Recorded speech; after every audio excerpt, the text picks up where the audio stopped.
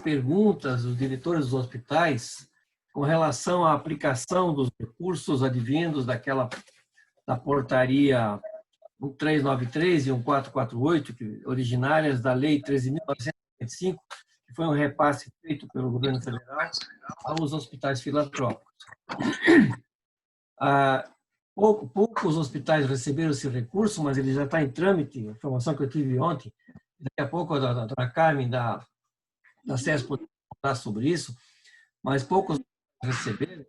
E a nossa preocupação é com relação à aplicação correta desse recurso para que a prestação de contas seja feita dentro daquilo que está previsto no contrato.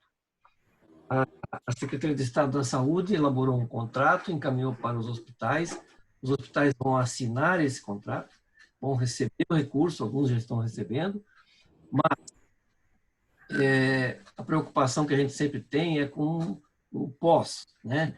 Recebeu o dinheiro e vai ter que prestar conta a isso, porque no conselho, vai ter que ir para o Conselho Municipal de Saúde, para o Conselho Estadual de Saúde, enfim, e no relatório anual de gestão da Secretaria de Estado vai ser feita a prestação de conta desses recursos.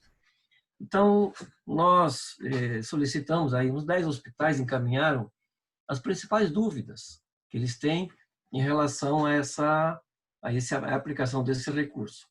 E a gente conseguiu, através do COSEMS, a participação efetiva do Edson, que tem nos ajudado muito nesse processo, o Rogério, do Ministério da Saúde, a própria Carmen, a Hanna, o pessoal da Secretaria de Estado, foi então organizada essa reunião para que nós pudéssemos, então, esclarecer com bastante cuidado, com bastante detalhes, até confrontar, se for o caso, com um áudio que saiu ali da Federação das Misericórdias, a CMB, da Confederação das Misericórdias, e também com a participação do presidente do CONASEMS, tudo mais, para saber se aquela linha de orientação que eles estão dando, ela fecha exatamente com o que está sendo pensado no processo da Secretaria de Estado da Saúde e das secretarias municipais.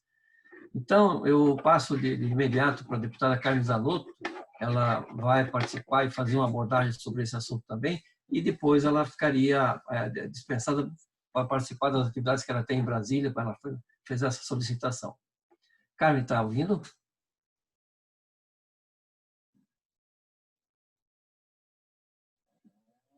Deputada Carmen? Bom, a hora que ela entrar, ela faz, então, a gente abre o espaço para ela fazer essa interferência. Então, eu coloco a palavra livre, o Edson e o Rogério, enfim, a Carmen também. Isso, Rogério, por favor. Liga o microfone. Eu desligo tanto em videoconferência que eu acabo esquecendo de ligar, né? É o seguinte, boa tarde a todos. Pessoal, eu gostaria de agradecer ao Braz, né, e a todos vocês pelo interesse neste assunto. Realmente é um assunto que está bastante em pauta hoje com relação a como conduzir, né, o gasto desse repasse. Agradeço também à deputada Carmen Zanotto, né, a nossa grande parceira, amiga, madrinha do SUS mesmo de Santa Catarina. Muito obrigado pelo trabalho muito bonito que tem sido feito. Bonito e, ao mesmo tempo, com muita dificuldade, né? Muito difícil. Eu estou com a minha equipe aqui, da SECOM, o Batista, né? O Robson é meu chefe da seção de convênios, o Batista é um técnico da seção de convênio. Eu estou também com a minha seção de apoio institucional, né? A Heidi e não sei quem mais, a Daiane, né? Não sei. Estamos aqui à disposição de vocês, né? Após a fala da deputada Carmen, a gente pretende responder as perguntas, né? O Robson vai fazer isso, né? Que é o meu chefe da sessão de convênio. Aquelas 15 perguntas. Alô?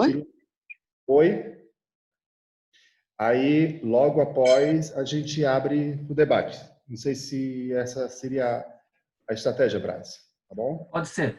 Então, eu passo a palavra, então, para a deputada Carmen, tá? Para que a Carmen faça, então, aquela abordagem inicial e importante que tem que ser feita, para a gente conseguir com isso dar sequência depois da nossa reunião. Carmen. Tá no pronto. Desculpa, gente, eu estava no telefone. Eu quero saudar todos os nossos dirigentes da ESC, FEUESC, FEOSC, em nome do Brás. Eu quero saudar toda a equipe do Ministério, em nome do Rogério. Em especial, agradecer muito a cada diretor, diretora, cada servidor, funcionário e colaborador da nossa rede de hospitais filantrópicos do estado de Santa Catarina. Dizer, gente, que eu acredito que este momento é o momento da gente mostrar cada vez mais a importância dos hospitais filantrópicos para o nosso estado de Santa Catarina. Essa rede que está acolhendo, tenho certeza, em torno de 80% no mínimo dos nossos pacientes com Covid-19. Então, é um momento do fortalecimento da unidade, é um momento do fortalecimento das nossas instituições, porque vocês têm sido e estão sendo e continuarão sendo o braço forte do Sistema Único de Saúde, em especial na atenção hospitalar da média e alta complexidade. Eu compreendo que vocês estão vivendo um momento difícil. Aqui quero fazer um pedido que, por mais duro que esse pedido seja, ele se faz necessário. A Anvisa aprimorou o portal dela para as denúncias de sobrepreço, gente. Nós estamos vivendo, Brasil, você que acompanhou ontem, o Rogério, eu recebi algumas ligações até a meia-noite de ontem e hoje, no período da manhã, e o que a gente também pode estar tendo.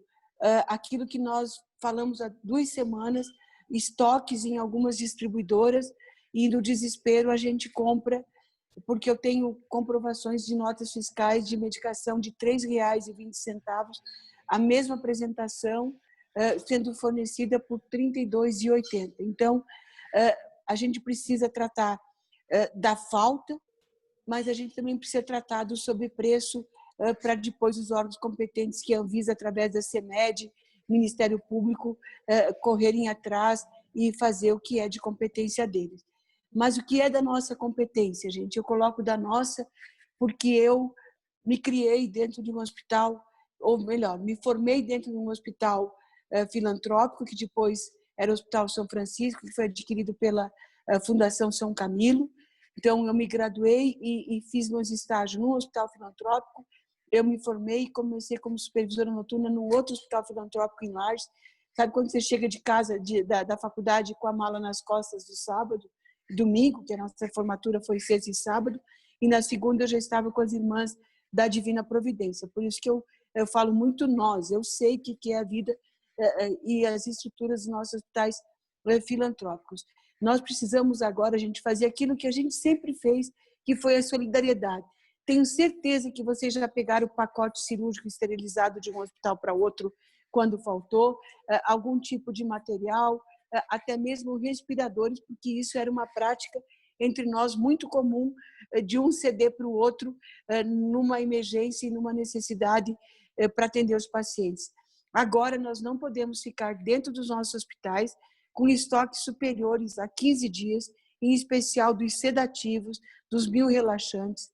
Faça um empréstimo de um hospital para o outro, em especial os hospitais que estão atendendo pacientes Covid e os hospitais que precisam atender, porque nós ainda temos acidentes de trânsito ou outro tipo de emergência cirúrgica e que o paciente possa vir precisar de uma anestesia geral. Algumas empresas hoje de manhã, ontem e hoje, já fizeram contatos. Os contatos nós estamos passando para a Secretaria de Estado da Saúde a partir de um ofício que nós recebemos do Dr. André.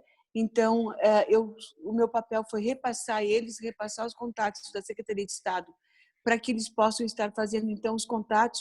Mas eu fiz uma observação. Eu sei da complexidade que a questão está na Secretaria de Estado da Saúde, então até pedi ao Brás, se for difícil o fornecimento para a Secretaria de Estado da Saúde, se os hospitais tinham uma estrutura de aquisição, porque as empresas que nos acionaram de ontem para hoje, a pergunta que eu fiz é: qual é o preço de vocês? É preço CEMED, preço máximo de venda ao governo? É preço máximo de venda ao governo com desconto. Então, gente, o que significa isso? Tá? Significa que não é aquele preço que eles estavam vendendo até dias atrás, tá? Então, a gente precisa que, se vocês puderem, fazer a troca, o empréstimo entre os hospitais, nos prepararmos para a aquisição, se necessário for, numa aquisição coletiva para ficar mais fácil para o conjunto dos hospitais e para garantir um preço decente na aquisição, que deverá ser o preço máximo de venda ao governo com desconto, e não aquele preço que alguns hospitais de Santa Catarina já estavam adquirindo. Tem 2 empresas de São Paulo e São Paulo também, o Estado de São Paulo, a Prefeitura de São Paulo, eles já estão vendo a cedência também para o Estado de Santa Catarina de uma parte dos seus estoques, que eles estão adquirindo junto aos hospitais que estavam com estoque para 30, 60 dias ou mais, também para isso chegar em Santa Catarina. Eu agora já tenho mais uma reunião e estou saindo para o Ministério da Saúde, porque eu vou ter reunião com o secretário Franco para a gente encerrar não, mas para a gente minimizar, porque para alguns hospitais, como é o caso de Timbó, a informação que a gente tem é que Timbó estaria com seu estoque zerado. Gente, a gente precisa socorrer de imediato Timbó ou qualquer uma outra das nossas unidades filantrópicas que estejam sem medicação, porque vai ficar muito ruim o hospital estar habilitado, ter leito de UTI, ter equipe médica, ter monitor, ter ventilador, estar habilitado e não ter a medicação para atender esses pacientes. Um relato que eu recebi ontem, tanto os nossos hospitais têm a preocupação de registrar denúncia da indústria do fornecedor que está com sobrepreço, por medo e preocupação de que eles possam retalhar a unidade hospitalar no presente ou no futuro. Os familiares dos pacientes têm o mesmo medo. Eles nos procuram para ver como é que eles podem ajudar a comprar esses sedativos, só que isso não existe nas farmácias, isso é de uso exclusivo hospitalar, e eles têm medo até na hora que eles falam.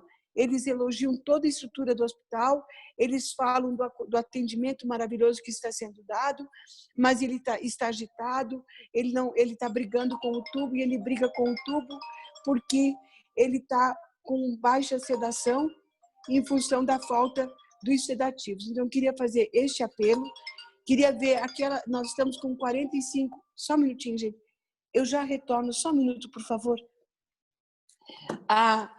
Nós só está faltando 45 habilitações de leitos de UTI para Santa Catarina. Essas habilitações o pedido chegou aqui em Brasília na terça-feira. O doutor Ramon já fez todas as justificativas, porque tinha saído uma portaria com 112 leitos na segunda-feira, e o Ministério estranhou já nós, na terça-feira, estarmos cobrando. Mas todos os leitos que chegaram são de regiões que estão com taxa de ocupação de 80%, 90%, como é a região de Itajaí, Blumenau, a Grande Florianópolis e o sul do estado. Então, a gente acredita que a semana que vem esses leitos já estão habilitados. Então, eu peço a vocês que não neguem o acolhimento do paciente se vocês já mandaram ampliação de leitos para Brasília, gente. O que o Ministério está fazendo? Ele já habilitou por algumas portarias, né, leitos de UTI por 90 dias, repassou de imediato o recurso financeiro dos 90 dias. Então, nós não tivemos 90 dias de taxa de ocupação de 100% dos nossos leitos de UTI. Então, a gente precisa socorrer os pacientes e depois, se tiver alguma diferença, a gente discute ali na frente. O que a gente não pode é dizer, não, eu estou pronta, mas não fui habilitada. Pelo amor de Deus, eu peço que nenhuma unidade hospitalar nossa faça isso. Os hospitais que os seus 90 dias já estão próximos ao vencimento da habilitação, por favor, aguardem. O Ministério da Saúde está publicando uma portaria, talvez até saia no Diário Oficial extra de hoje ou logo na segunda-feira, prorrogando por mais 30 dias os leitos já habilitados. Eu prefiro aguardar a publicação da portaria, porque pode ter uma mudança no texto, e aí fica o disse isso, disse aquilo. Tão logo a portaria for publicada, nós vamos verificar e confirmar se será pedido isolado, e o pedido isolado é: o hospital pede para o Estado, para o gestor municipal e o Estado, que vem aquele ofício para Brasília, assinado pelo doutor André e pelo Alexandre, que não vem mais um ofício de cada hospital, porque a gente quase enlouqueceu no começo, porque vinha ofício do hospital, vinha ofício do gestor, vinha ofício da secretaria, e ninguém conseguia dar conta de dar as respostas. O Rogério sabe bem do que a gente está falando, pense em o país todo mandando ofícios para o mesmo órgão para habilitar. Então, as prorrogações, porque elas precisam ser de 30 dias, porque algumas regiões do país já estão desativando leitos de UTI, outras estão tendo que devolver os recursos financeiros porque disseram que tinha um leito pronto e não tinha nem o respirador e nem a equipe médica e nem acolheu nenhum paciente Covid, então eles estão administrando aqueles que pediram habilitação sem estar dentro das normas. Então, a medicação é isso que eu queria colocar, a prorrogação dos leitos de UTI eu já coloquei, leiam, releiam e pensem na portaria que está habilitando leitos de suporte ventilatório, gente. Esse leito é um leito intermediário que não é da nossa enfermaria geral e não é da nossa UTI. E esses leitos estão tendo remuneração de R$500 dia, que praticamente o valor de uma remuneração de uma UTI geral hoje, em média, e não exige todas aquelas prerrogativas de uma habilitação de leito de UTI e pode ser mantido aqueles pacientes mais complexos, mas não graves, como o paciente que precisa ser entubado em UTI, nas nossas unidades hospitalares, e sendo remunerado pelo Ministério da Saúde. Eram essas as colocações que eu teria que fazer, eu não sei se eu acabei deixando alguma coisa importante para informar, mas eu queria informar aos senhores isso, dizer que não, esse problema da falta de sedativos não vai continuar no nosso estado, não, gente. Juntos nós vamos sair desta também, tá? Uma outra questão que eu queria colocar tem alguns hospitais com dificuldade, nós estamos pedindo 200 monitores cardíacos, porque nós temos respirador e agora não temos monitores. A possibilidade de vocês irem pensando, através da entidade, o Rio de Janeiro fez isso e já está devolvendo as bombas de infusão, os respiradores e os monitores, de fazer locação desses equipamentos, que nós estamos falando de leitos de UTI extra-Covid. Nem todos os hospitais vão ficar com mais 10, 20, 30, 40 leitos de UTI. O que nós não podemos correr o risco é de ficar com leitos, como eu vou dizer, equipamentos depois estocado nas nossas salas, onde a gente conseguir espaço, porque isso é recurso que foi muito difícil para todos nós. E, com certeza, a rede hospitalar vai sofrer muito no ano que vem com as demandas e a gente precisa garantir mais recursos financeiros. O último assunto, lembrei, a portaria, a prorrogação da lei, a lei que trata do repasse dos tetos financeiros à rede hospitalar filantrópica, aos serviços ambulatoriais, às APAES. Ela não foi votada ontem à noite, porque se prolongou demais as votações dos projetos de lei de combate e busca de recursos para o atendimento das mulheres vítimas de violência, mas está assegurado e garantido. Eu até fiz um pronunciamento rápido no plenário, negociei com o presidente que estava na mesa ontem à noite e será sim votado na terça-feira. Então, será prorrogado por mais 90 dias os repasses para os prestadores de serviço, como foi até agora no mês de junho, e a gente vai garantir, então, julho, agosto e setembro, e corrigindo o déficit que ficou para os prestadores de serviço da hemodiálise e outros que, porventura, tenham trabalhado e atendido mais que a média do FAEC do ano passado. Obrigada, gente. Obrigado, deputada Carmen. Eu acho que nós vamos dar sequência, então, a essa reunião. Depois, se tiver algum encaminhamento, eu faço depois em off aí para poder contar. Por favor, faz isso para a gente e muito, muito obrigada.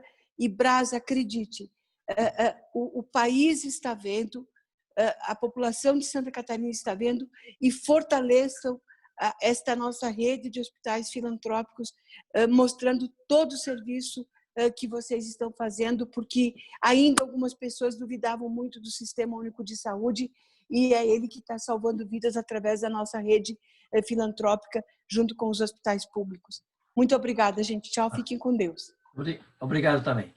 Eu gostaria de que a dona Carmen, da Secretaria de Estado da Saúde, que também está na sala, fizesse uma abordagem sobre essa questão toda aí, para nós entrarmos daqui a pouco na questão da prestação de contas dos recursos, que muitos deles ainda não receberam, os hospitais. Até estranharam quando eu perguntei, falei que nós íamos fazer uma reunião sobre a prestação de contas, mas os municípios de gestão plena, eu tomei informações de que todos encaminharam, já fizeram os pagamentos e os hospitais já estão utilizando o recurso. Então, essa foi que o COSEMPS tem um papel importante nesse processo até de orientação. E Carmen, por favor. Boa tarde, Brás. Boa tarde a todos. Agradecer essa organização, esse pedido, que foi um pedido do Brás, a preocupação de que a gente ouça, né, o Ministério da Saúde, que vai ser o nosso órgão fiscalizador com relação à prestação de contas desse recurso, e que é um momento importante da gente entender como utilizar. Várias perguntas foram feitas, então esse é o momento da gente ouvir as respostas para que a gente faça da melhor forma. Com relação ao que o Estado pode falar nesse momento, posso garantir para vocês que todos os esforços estão sendo feitos para que o mais rapidamente possível esse recurso chegue nas contas.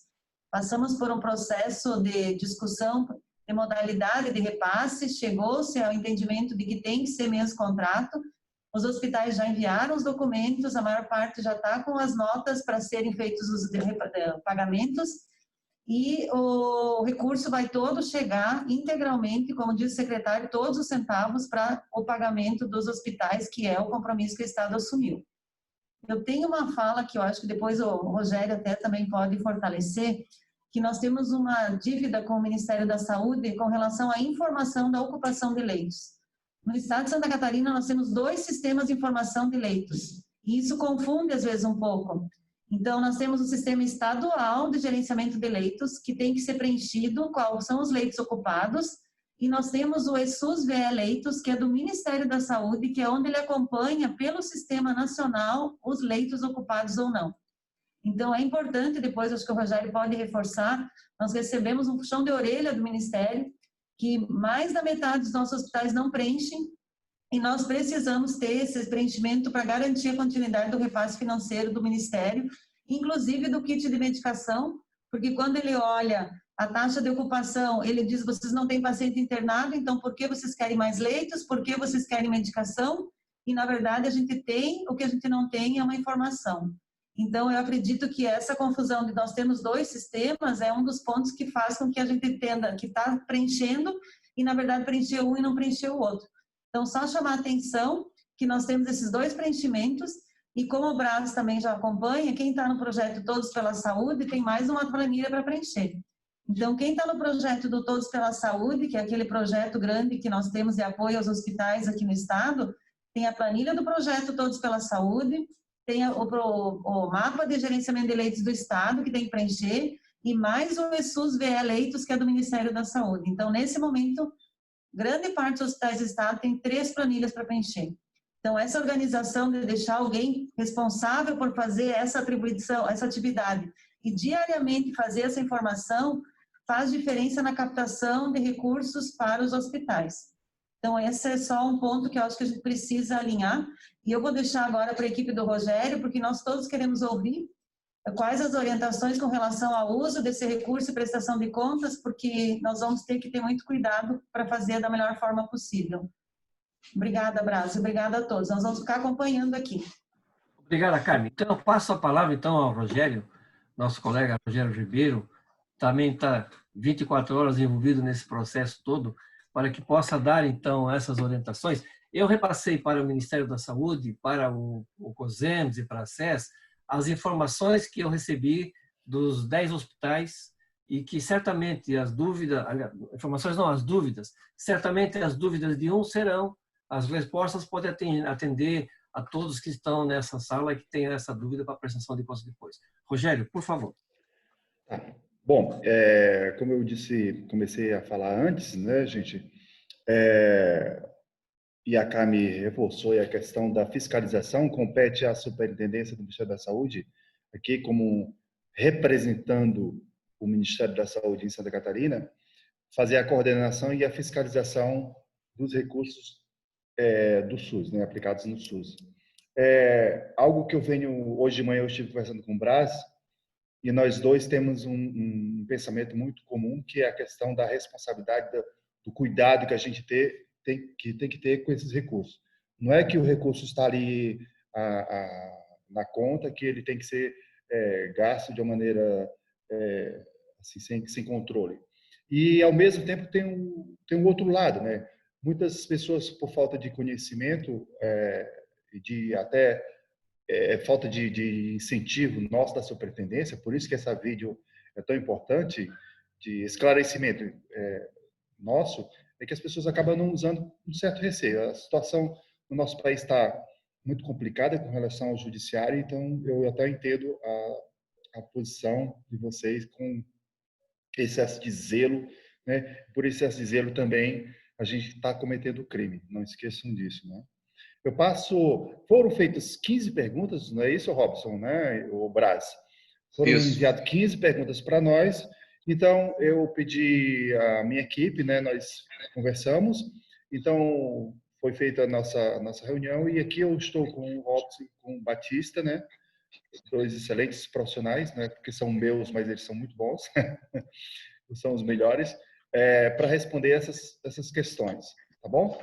Então, Brás, já posso passar para o Robson, né? Que vai fazer uma breve introdução e já iniciar, Robson, a resposta das perguntas, porque o nosso tempo também é muito curto.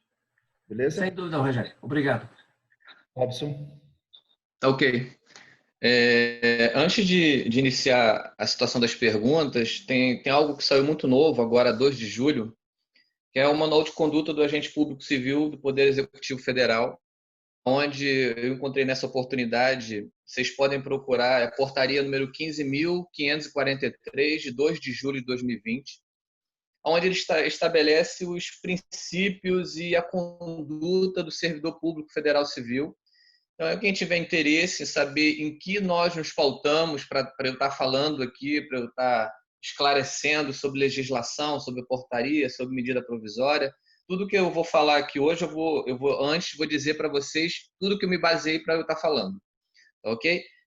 Então, quem tiver curiosidade, lá tem os princípios da legalidade, da impessoalidade, da moralidade, todos aqueles princípios básicos do servidor público, que só fez ratificar isso que a gente sempre faz de tentar esclarecer, de tornar a situação mais justa, mais transparente e mais responsável, dentro, é claro, de toda uma legalidade. Antes de eu dar as respostas, não é respostas, mas a nossa visão, que esse trabalho não foi feito somente pela SECOM, eu sou chefe da SECOM, mas o CEINSF foi essencial para esse trabalho também. Na realidade, toda a equipe, o Rogério, a equipe do Ministério da Saúde, a gente se reuniu para estar trazendo essas informações o mais claro possível, para que ninguém tenha dúvida e nem tenha receio de fazer nenhum tipo de aporte financeiro para fortalecer suas entidades, porque eu percebo, a gente estava conversando ontem, eu percebo que existe um receio. É engraçado, porque um tempo atrás eu recebia muita observação falando assim, mas quando o Ministério da Saúde libera verba, ele libera verba dentro de uma caixinha para comprar certa coisa, e essa certa coisa eu não preciso, eu preciso de outra coisa. Vocês são muito amarrados. Vocês falaram para comprar isso e não é isso que eu preciso. E nesse momento, há liberação de recurso de um guarda-chuva amplo, onde você pode, dentro de 2 blocos de financiamento, você obter tudo aquilo que você precisa para atender bem esse paciente lá da ponta que está com Covid, que está com essa dificuldade imensa dentro dessa pandemia, e aonde você pode obter todos os recursos para você estar atendendo bem esse paciente. Vamos lá. Só vou citar todas as leis, decretos e portarias que eu me baseei, só para vocês terem esse registro. Eu me baseei primeiro pela lei número 13.979, de 6 de fevereiro de 2000, que foi onde começou. Depois dessa lei, foram promulgadas portarias, medidas provisórias e algumas orientações. Orientações eu não coloquei, não, mas entre elas a portaria 237, de 18 de março de 2020, a medida provisória 926, de 20 de março de 2020, a portaria 828, de 17 de abril de 2020, a portaria 1393, de 21 de maio de 2020, a portaria 1448, de 29 de maio de 2020, e a portaria 1666, de 1º de julho de 2020, e a portaria 1669, de 2 de julho de 2020. Tem mais coisa, mas essas foram as principais que eu utilizei para estar trazendo essa resposta. A primeira pergunta enviada para a gente foi a seguinte: os recursos, eu englobo até a pergunta 8, eu englobo a mesma pergunta, mas só tem um detalhe na pergunta 7 aqui que eu tenho que fazer esse detalhe. Mas, tipo assim, a mesma resposta é para pergunta de 1 a 8. Eu posso falar essas perguntas e dar a mesma resposta. Como é que você prefere? Eu vou uma a uma. Como é Não, que você prefere?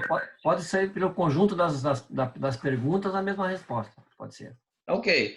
Eu vou primeiro, tipo assim, porque todas elas têm é a mesma resposta, é a mesma análise que eu fiz. Primeira pergunta. Então vou ler todas as perguntas primeiro, as 8, que tem a mesma resposta. Os recursos podem ser utilizados para despesas dos estabelecimentos de saúde, como água, energia elétrica e telefone? Segunda pergunta. Os recursos podem ser utilizados para a compra de oxigênio, ou seja, para a instalação de rede de ar comprimido? Terceira pergunta.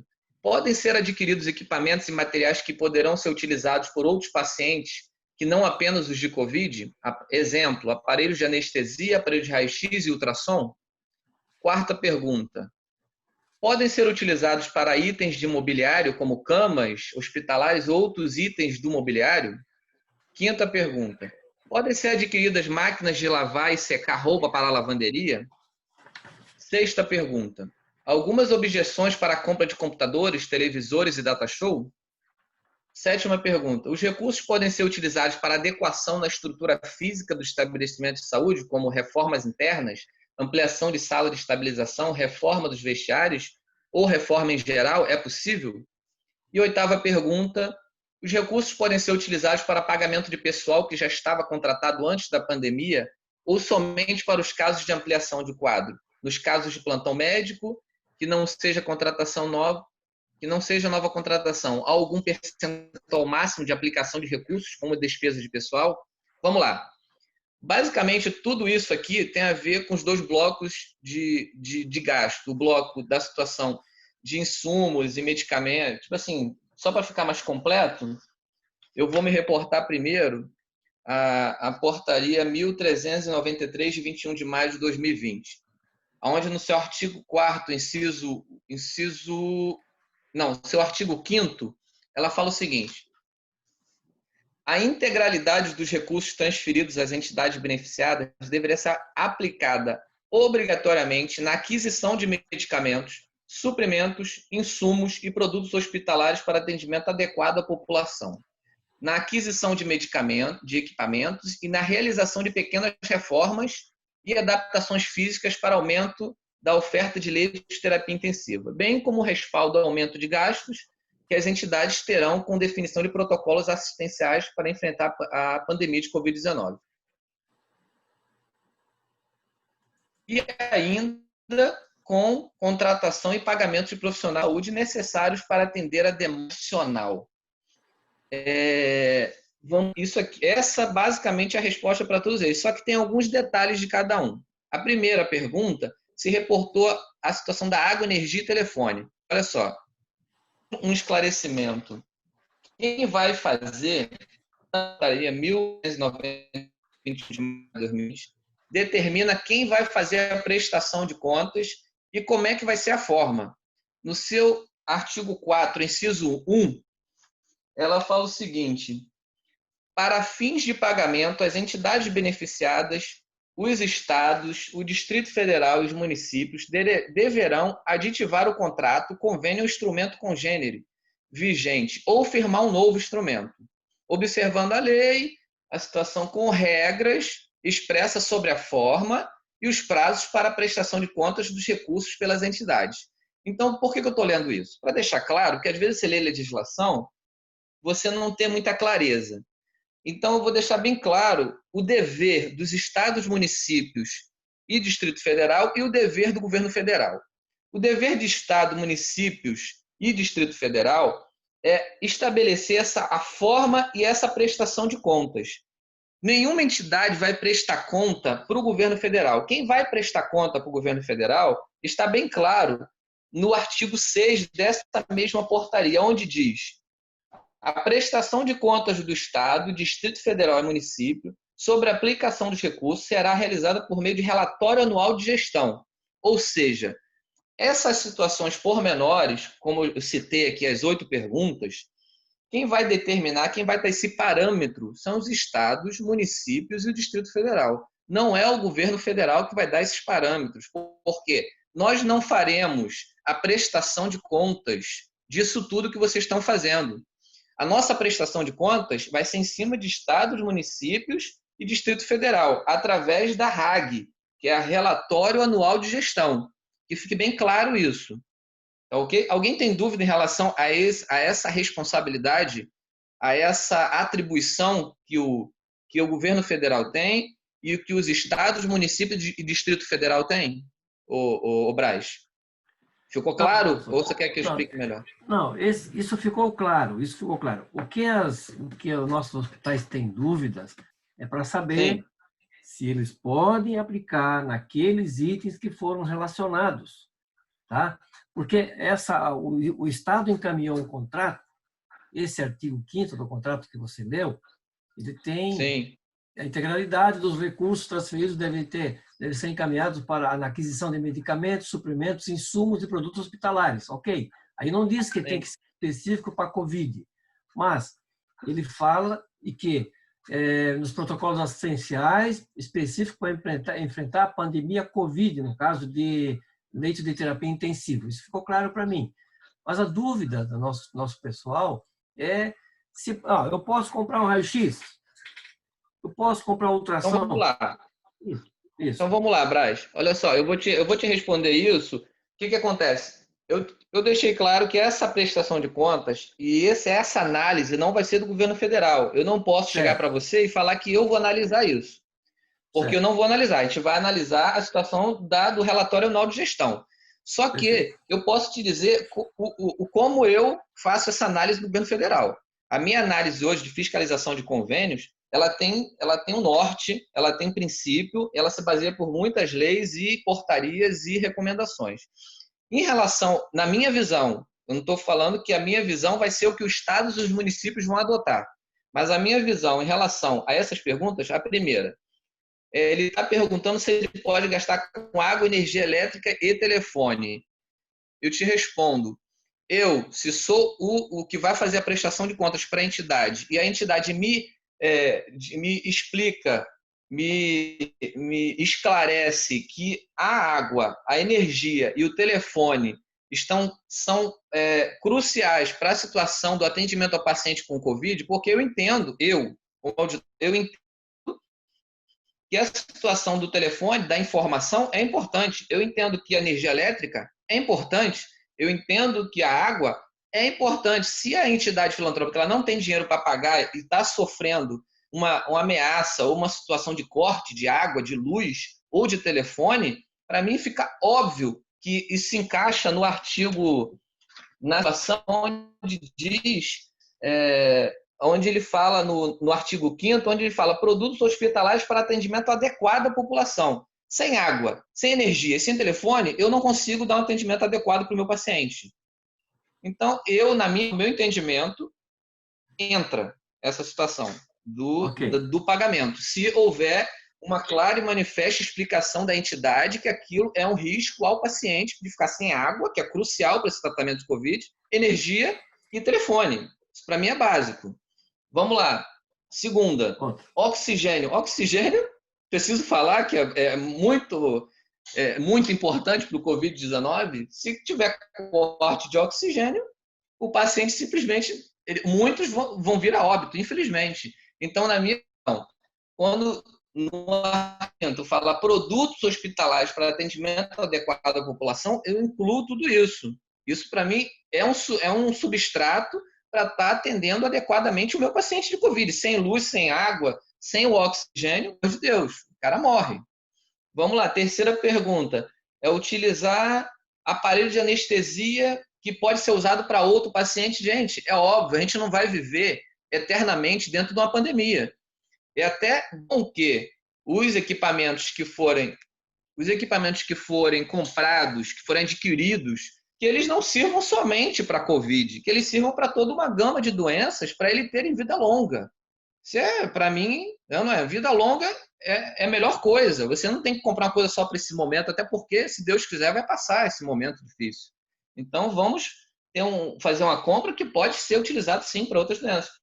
Aí pergunta aqui sobre a cama hospitalar, gente. Mobiliário, cama hospitalar, isso tudo é básico para atendimento ao paciente. Você tem que ter mobiliário. O paciente come, o paciente dorme, o paciente está em repouso. Então, tudo que é substrato para ele está dentro. O atendimento está dentro. Vamos lá. Máquina de lavar na lavanderia. Pensando na infecção cruzada, eu que sou enfermeiro, você pensa na infecção cruzada, você pensa em uma unidade hospitalar que não tem condições de lavar adequadamente a roupa do paciente. Isso para mim é óbvio, que você tem que ter um lavador para lavar a roupa dos pacientes, senão você vai disseminar esse vírus de uma forma absurda. Até com os outros pacientes, os profissionais de saúde. Então isso para mim é quase que óbvio. Outra pergunta, computadores, televisores e data show. Gente, seguinte, o que acontece? Quando eu leio esse tipo de pergunta, me preocupa. Por quê? Porque televisores, computadores e data show. A pessoa, se eu visse esse tipo de compra para o Covid no governo federal, a pessoa, a entidade, teria que explicar muito bem o uso desse data show, desse televisor e desse computador para o Covid. Ele teria que me provar por A mais B que esses equipamentos foram cruciais para o tratamento do Covid.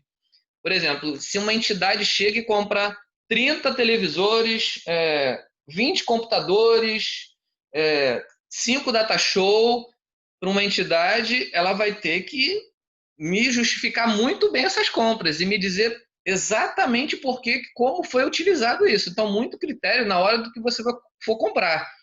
Atender o paciente é realmente, ou você está comprando porque a entidade não tem o data show. Não tem o data show, não entra. Entendeu? Tem que ser uma situação direta ao atendimento ao Covid. Não pode ser, eu não tenho data show, vou aproveitar o momento para comprar um para minha entidade. Não, esquece isso. Você vai ter que provar por A mais B se esse data show serviu para essa situação de pandemia. Vamos lá. Data show. Tá. Aí entrou aqui na situação de obra. Gente, é um segundo bloco. O bloco de obra é um bloco exclusivo de transferência e pagamento. O Ministério utilizou 2 blocos. E um bloco é só para obra e reforma. Esse bloco de obra e reforma, ele só tem, dentro da legislação, ele só tem como é que eu vou dizer? Uma exceção. Você pode, aqui está perguntando, você pode ampliar, você pode fazer novo, você pode estruturar uma ala, você pode fazer obra nova? Pode, você pode fazer tudo isso.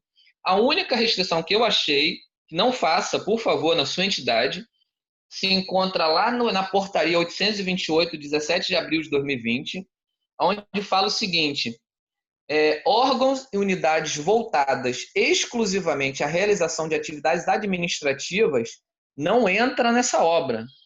Se você tem alguma sala, alguma unidade, um órgão, uma situação dentro da sua entidade que é exclusivo administrativo, não faça reforma nesse ambiente, porque não vai ser justificado. Esse ambiente não é coberto pela situação da pandemia, essa situação exclusivamente administrativa, esse ambiente. O ambiente, para ser coberto, ele tem que ser assistencial, tem que ser um ambiente totalmente assistencial ou parcialmente. Agora, totalmente burocrático, administrativo, não pode, é proibido, tá ok?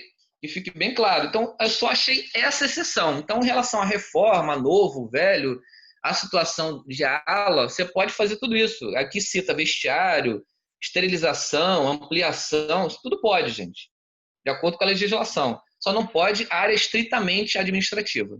E a oitava pergunta sobre a contratação de pessoal. Já estava, ampliação de quadro. Sim, o que a legislação diz lá também? Ele fala o seguinte, no final do artigo 5º, ainda com a contratação e o pagamento dos profissionais de saúde necessários para atender a demanda adicional. Prestar atenção no detalhe do adicional, isso para mim diz muito. Isso para mim diz o seguinte, essa contratação adicional, ela vai ser totalmente coberta. Agora, aqueles funcionários que você tem na sua instituição, que não é demanda adicional, não entra nenhuma pergunta depois que vocês vão ver, em relação a encargo trabalhista, em relação à forma de contratar. Então, essa situação do funcionário antes da pandemia, onde ele já tem um vínculo trabalhista com a entidade, seja qual for a forma, CLT ou outra forma qualquer, essa pessoa ela não entra. Ela entra o adicional, onde você contratou de uma forma adicional para estar atendendo a sua demanda em relação ao Covid. Então, não confunda as coisas. Não é aquela pessoa que trabalha 10 anos na sua entidade, não.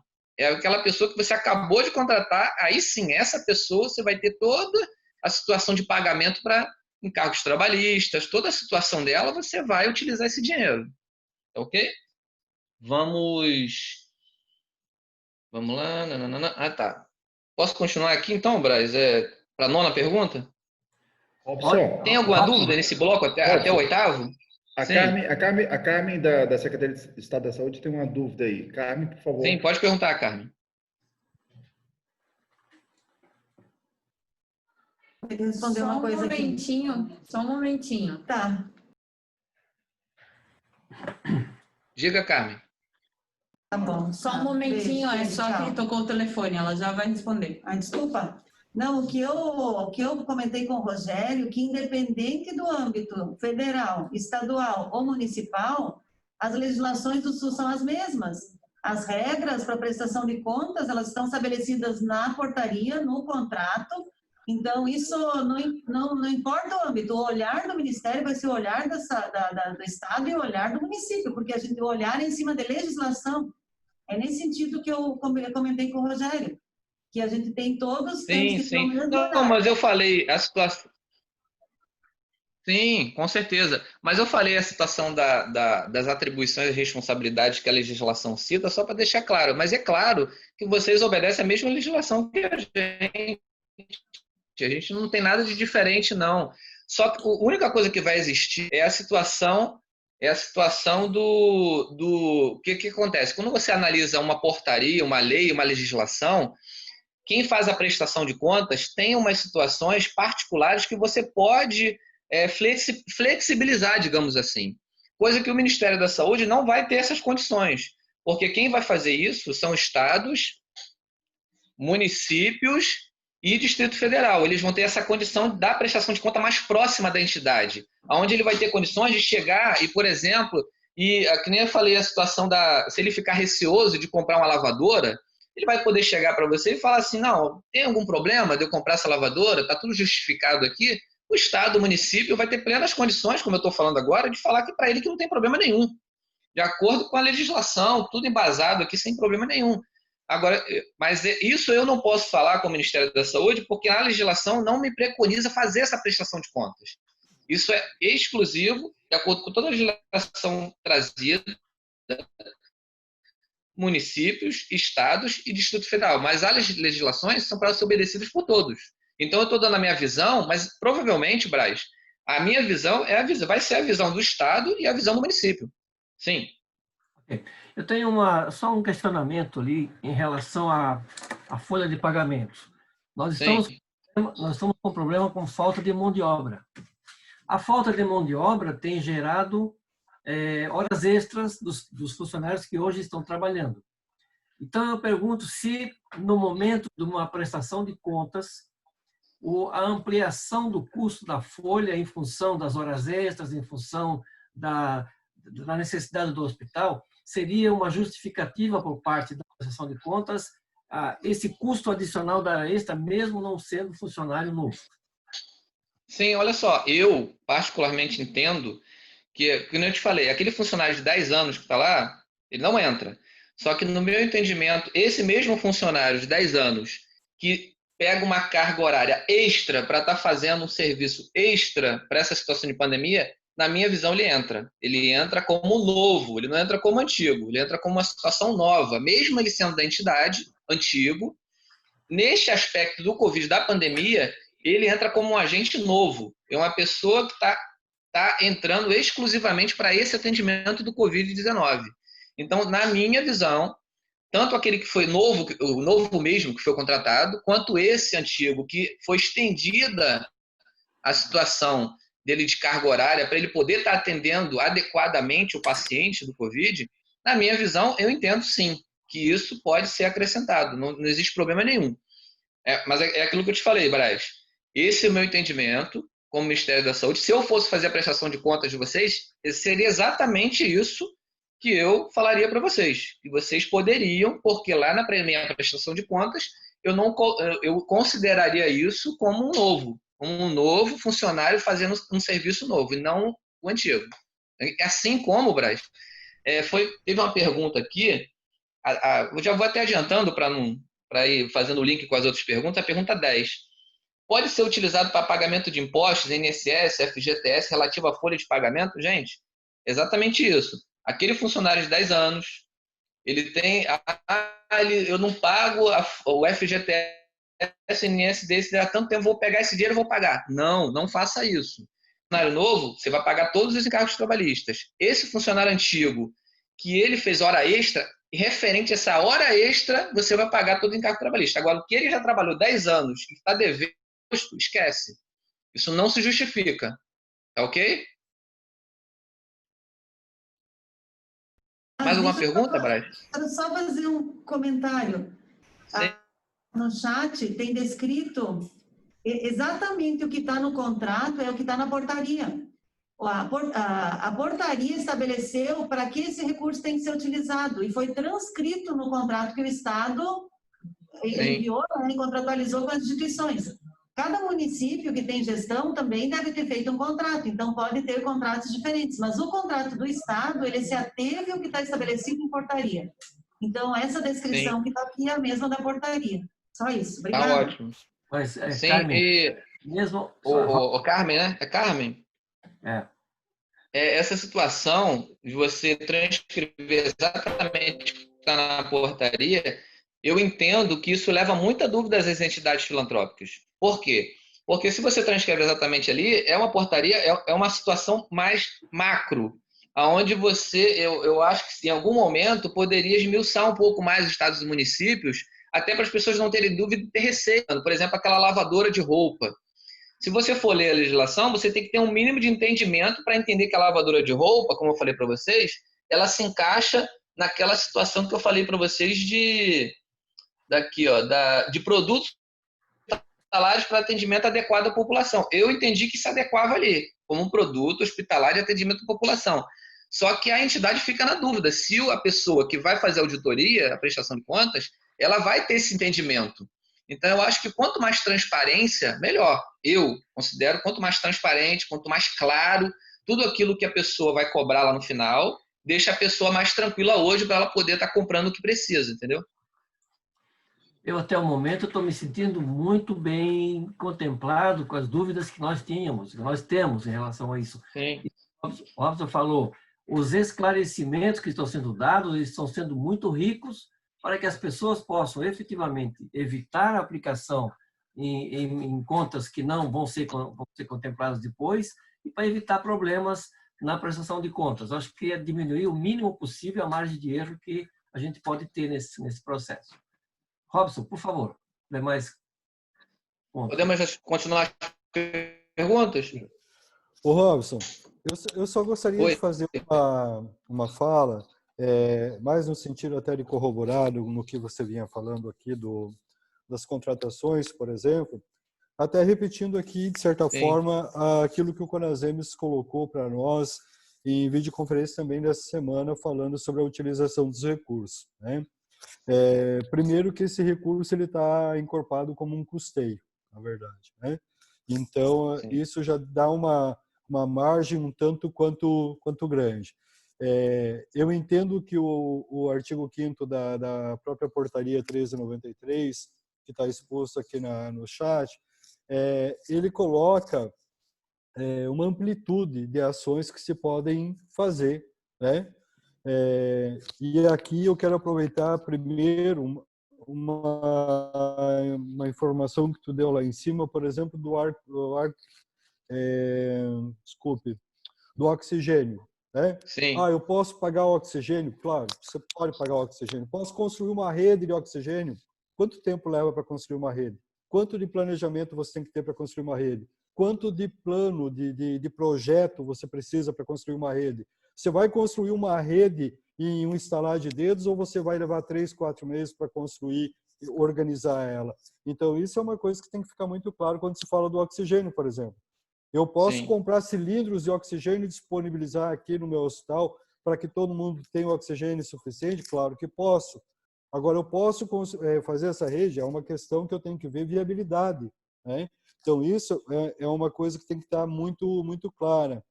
Quando a gente fala da contratação adicional, que a própria lei cita ali, o próprio artigo, o adicional, o que é adicional? Eu vou fazer a seguinte pergunta: quem dos senhores que hoje estão à frente dos hospitais que não teve funcionários afastados por suspeita ou confirmado por Covid? Né? Uma boa parte pode ter tido isso. Então, eu lhes pergunto, há como trabalhar sem esse profissional? Como o Robson colocou, que é enfermeiro, né, Robson? Sim. Você vai perder um enfermeiro, você vai ficar sem? Não, você vai fazer uma contratação. Sim. Em tese, você tinha 30 funcionários, saiu o enfermeiro, você contratou outro, continua com os mesmos 30, mas ele é novo. Você vai poder usar o recurso para pagar, né? Agora, esse mesmo funcionário, ou funcionário que já estava e que vai fazer hora extra, isso é adicional. Então, tanto para a carga tributária, né, os encargos sociais e essas horas extras, você vai poder utilizar o recurso, isso é fato.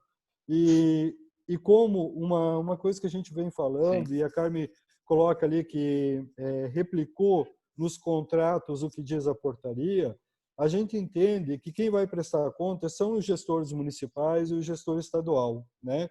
O gestor pleno ou o gestor estadual. Essa prestação de contas através do RAG, do Relatório Anual de Gestão, ele precisa seguir um rito também, né? E para que você possa elaborar hoje um contrato que não requer cumprimento de metas especificamente, nós entendemos, e é a orientação do CONASEMES, que minimamente você tenha um plano de ações, que é onde você vai deixar muito claro nesse plano de ações por que tu precisa de uma máquina de lavar. Né? Sim. Senão, você não vai poder dizer o quê? Eu preciso da máquina de lavar. Tá, preciso para quê? Por quê? Só agora você precisa?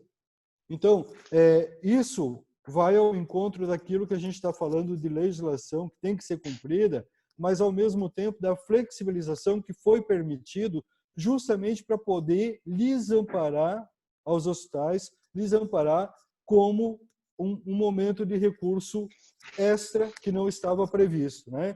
Então, é dentro dessa perspectiva que você tem que trabalhar.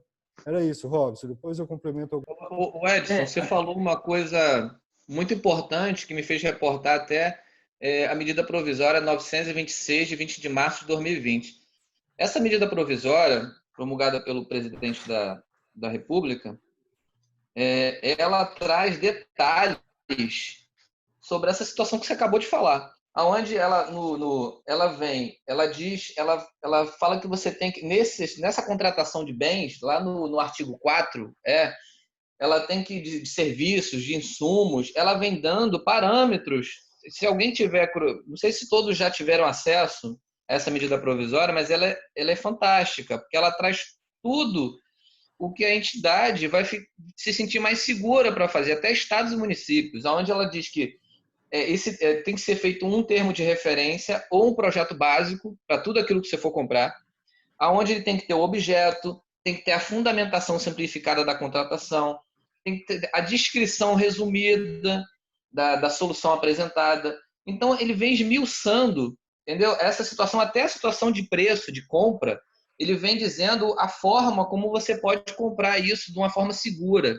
Então, eu acho que não tem muita, assim, como é que eu vou dizer? Não precisa ter medo, porque eu, olhando toda a legislação, a lei, as portarias, essa medida provisória, que eu achei fantástica, ela traz uma segurança enorme para as entidades fazerem tanto o projeto do que ela está querendo, o simplificado, como a compra. Então, isso dá uma segurança tanto para as entidades quanto os municípios e estados para estarem cobrando isso, que já está escrito, não precisa inventar nada. Isso já está determinado. Então, quem tiver curiosidade, ainda não tiver acesso, procura lá. A medida provisória número 926, de 20 de março de 2020. Ela fala exatamente disso. Se eu fosse um presidente de uma entidade filantrópica, eu leria ela de cabo a rabo e faria tudo muito bonitinho, porque ali ele dá um passo a passo para você fazer de uma forma correta. Entendeu, Edson? Ok, Robson, podemos continuar então, por favor. Podemos, vamos lá. Vamos ver se falta só mais algumas. Então, a 9 eu já falei de contratação, do F10 também, vamos para a 11. Os recursos podem ser utilizados para pagamento de boletos de aquisições que foram realizados antes do recebimento do repasse no valor para o hospital. Olha só, isso aqui como é que eu vou explicar para vocês? Se eu fosse a pessoa que está fazendo a prestação de contas, isso aqui cabe uma análise também da pessoa que está fazendo. Porque o que acontece, gente? Uma prestação de contas, só explicando assim grosseiramente, quando você vai fazer uma prestação de contas, você pode fazer uma prestação de contas onde essa prestação de contas ela não infringiu em nenhum momento nenhum parâmetro burocrático de nenhuma legislação. Se essa prestação de contas não infringiu em nenhum momento nenhum parâmetro de nenhuma legislação, ela é aprovada sem ressalvas. Agora, se houver algum tipo de detalhe dentro da compra, da aquisição, do projeto, do desembolso, aonde você fica depositado o dinheiro, se houver algum tipo de problema burocrático, administrativo, você ainda pode aprovar as contas dessa prestação de contas com ressalvas. Então, você pode aprovar sem ressalvas, você pode aprovar com ressalvas, quando tem problemas administrativos, e você pode reprovar. Quando você reprova, 100%, quase 100% das vezes, é porque teve dano ao erário. Teve dano ao erário, obrigatoriamente, você tem que reprovar essa conta. Por quê? Dano ao erário é prejuízo que essa entidade, essa pessoa está promovendo no governo federal e, consequentemente, na população brasileira. Porque quem está colocando esse dinheiro para ser usado é a população, são os impostos. Então, o que acontece? Quando tem algum desvio ou algum uso indevido de dinheiro, onde tem uma perda de dinheiro, tem que ser obrigatoriamente reprovado. Mas, se você tem algum desvio, por exemplo, administrativo, onde você pode fazer isso na prestação de contas, eu vou dar um exemplo para vocês.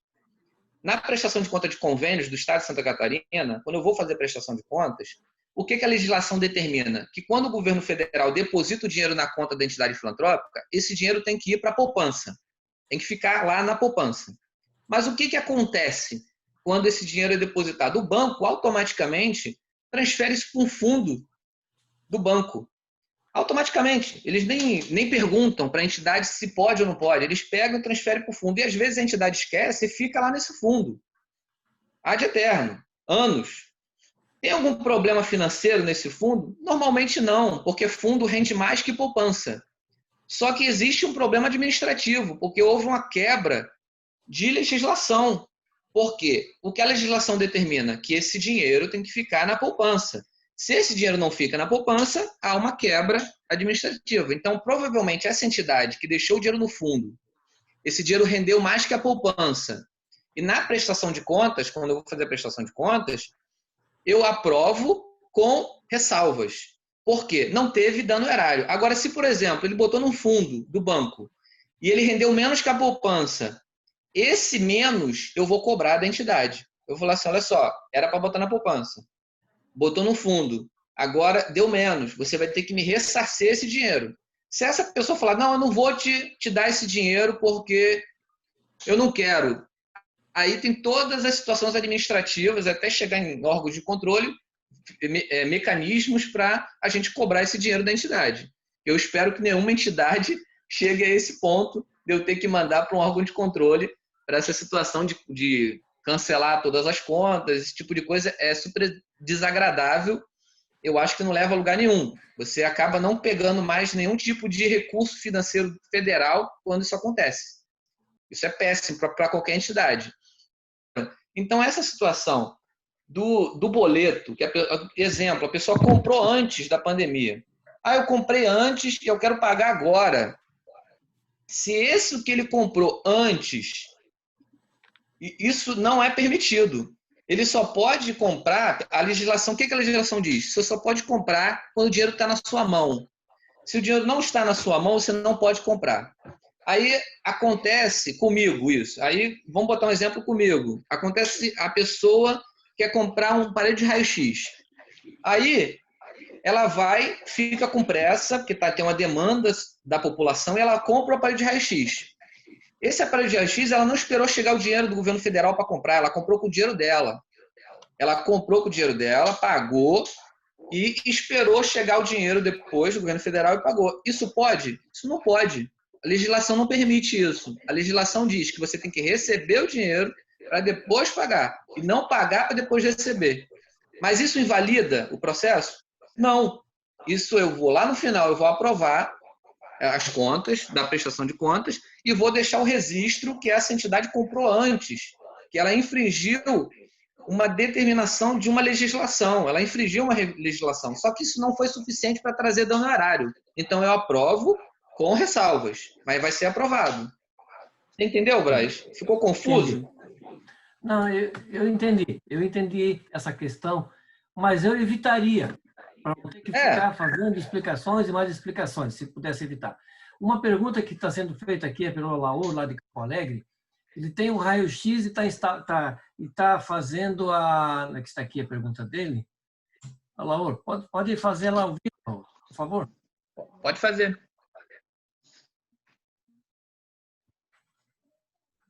Não, ele está sem áudio. Ele diz o seguinte, que ele tem um raio-x e vai comprar a complementação, fazer a complementação para o raio-x digital. E nesse sentido, é possível? Ele está complementando justamente para aperfeiçoar o atendimento do paciente, né? Olha só, deixa eu explicar. Ele vai ter que fundamentar isso, se eu fosse fazer a prestação de contas, ele teria que fundamentar esse acréscimo de, sei lá, de software, de um equipamento que vai acoplar ao tomógrafo, que esse teria que ter um laudo comprovando que esse acréscimo traria um benefício, seria crucial para atendimento Covid-19. Ele teria que provar isso. Porque se ele não prova isso, se o tomógrafo que ele tem já é suficiente para fazer o diagnóstico, para visualizar a situação de vidro fosco, aonde o médico ele consegue fazer essa visualização e esse tratamento adequado, beleza. Agora, se ele tem um tomógrafo que o médico não consegue visualizar essa situação bem, que é um aparelho antigo, ou um aparelho que está faltando alguma coisa, aí para mim se justifica. Mas isso ele vai ter que comprovar muito bem comprovado, entendeu? Perfeito. Uhum. Ok. Nós gostaríamos, assim, até quem tem um questionamento do Giovanni, não lembro de onde é o Giovanni, creio que cabe um questionamento direto ao SES, fiscalização do recurso. Como que vai ser feita a avaliação da prestação de contas por parte da SES, para depois entrar no RAG? É possível, Carmen, uma orientação nesse sentido? Ô, Braz, essa pergunta é para a SES, né? Porque a SES é que vai fazer... É para a SES, Robson. É para a SES, exatamente. Posso responder? Não é da minha equipe que faz essa avaliação, né? Essa avaliação é auditoria, controle e avaliação. Então, nós teríamos que marcar para eles poderem fazer uma fala. Mas, assim, o que eu vou já adiantar é aquela minha fala. O que é lei, é lei. Então, por mais que ele diga que dependa de um olhar mais aproximado, não vai fugir do que é lei. Então, a orientação que ele está dando, que se use para o recurso, para que é destinado, enfrentamento Covid, que a gente tenha uma relação disso, que seja desse momento, tudo que ele está falando, com certeza é pertinente. O que a gente pode fazer, se vocês acharem importante, é marcar mais uma reunião com a equipe de auditoria que possa estar fazendo a fala enquanto Estado. Mas não vai mudar a forma de olhar do Estado do que o Robinson está apontando. Ele está dizendo que a lei permite. É nesse sentido. Ok. Ô, Carmen, complementando aí, Carmen, o que a Carmen falou, a nossa auditoria da superintendência, ela trabalha, né, ombreada com a auditoria da SES. Né? Então, tudo que o que a auditoria da SES provavelmente pensa, ou a metodologia que ela usa, também nós fazemos. Uma outra observação que eu tenho que fazer aqui, quando o Robson fala, ele está sendo bem claro, assim, como sempre se colocando na posição de prestador de serviço, sabe, do avaliador. Isso aponta para algo que pode acontecer no futuro, entendeu? Porque como nós somos o órgão fiscalizador federal em Santa Catarina, caso haja uma auditoria, né, por uma denúncia, por uma demanda do Ministério Público Federal, dos órgãos de controle, eles vão fazer para nós. Tá? Então, a sequência é, o órgão de controle faz para nós, para a superintendência, a gente faz para a SES, e juntos nós vamos até o município ou a unidade filantrópica. É por isso que o Robson está sendo bem, assim, claro, sempre se colocando na posição da entidade, para ser mais objetivo, mais pragmático possível. Tá bom? Só quero fazer essa observação. Sim. Tá. Eu tenho um questionamento a fazer em relação à aplicação específica do recurso, atendendo todas as exigências da portaria e da lei. Os hospitais começaram a fazer o investimento para atendimento COVID no mês de março, mês de abril, mês de maio. E no dia 21 de maio, dia 22, quando o Ministério da Saúde encaminhou o recurso para o Estado, até hoje, os hospitais ainda estão por receber esse recurso. Então, a pergunta que se faz é a seguinte, e os hospitais que já se obrigaram a fazer o investimento em função de que eles foram habilitados, estão atendendo o Covid e tudo mais, e utilizaram dos seus recursos próprios para atendimento Covid, eles precisariam compensar isso de alguma forma. É possível, com justificativas, dizer que nós aplicamos na aquisição de equipamento, nós aplicamos no aperfeiçoamento da UTI, nós aplicamos na modernização disso para atendimento Covid que está chegando agora, mas o recurso ainda não chegou. Então, é uma resposta que eu precisaria dar aí ao nosso pessoal também. Olha só, Braz, é aquilo que eu falei. A legislação é bem clara nesse aspecto. O governo federal, ele não trabalha com uma situação onde você... É claro que uma prestação de contas, que eu te falei para você, você comprou antes e chegou o dinheiro, você tem como aprovar, você comprou, agora você tem como aprovar a prestação de contas porque o dinheiro veio depois, mas isso é uma situação que eu não posso falar para você que pode existir. O que acontece? O que a legislação determina é que o dinheiro só pode ser utilizado depois que ele chegou, depois que ele está na conta. E você não pode utilizar de uma situação futura, onde você vai chegar, então eu vou gastar por conta. Isso no governo federal não existe. Isso é ilegalidade para o governo federal. O governo federal entende que você só pode gastar um dinheiro que está na sua conta. Porque até ele ser depositado na conta, ele pode não ser dado. Pode acontecer uma outra coisa, o Tesouro pode não liberar. Então, tem muita coisa envolvida, entendeu? Porque quando o governo libera o dinheiro, ele libera o dinheiro para a saúde, mas se daqui a pouco tem uma emergência em outro aspecto da economia, da segurança nacional, esse dinheiro vai ser puxado. E aí? A entidade que contava com aquele aporte não vai ser depositada, ela vai querer processar o Ministério porque eu contava, você falou que ia depositar, mas não depositou. Aí o que o Ministério vai responder? Não, olha só, o que a legislação determina? Você gastar aquilo que cai na sua conta. Enquanto não cai na conta, você não pode esse dinheiro. Então, é um risco que a entidade corre quando ela gasta, quando ela compra, quando ela estrutura tudo antes de ter dinheiro na conta. Entendeu? Se ela fizer isso, ela vai correr no risco. Agora, se ela correr esse risco, e essa entidade que você falou, estruturou, comprou medicamento, comprou cama, comprou um monte de coisa, está tudo bonitinho. Se esse dinheiro vier agora, e o Estado transferir, o município transferir para essa entidade, na prestação de contas, eu não vejo problema nenhum. a pessoa vai receber, é uma irregularidade ter gastado antes, mas ela vai receber aquele aporte, vai pagar o que tem que pagar e vai ficar tudo certo. Agora, e se esse aporte não for depositado? A entidade vai poder cobrar alguma coisa do governo federal? Não.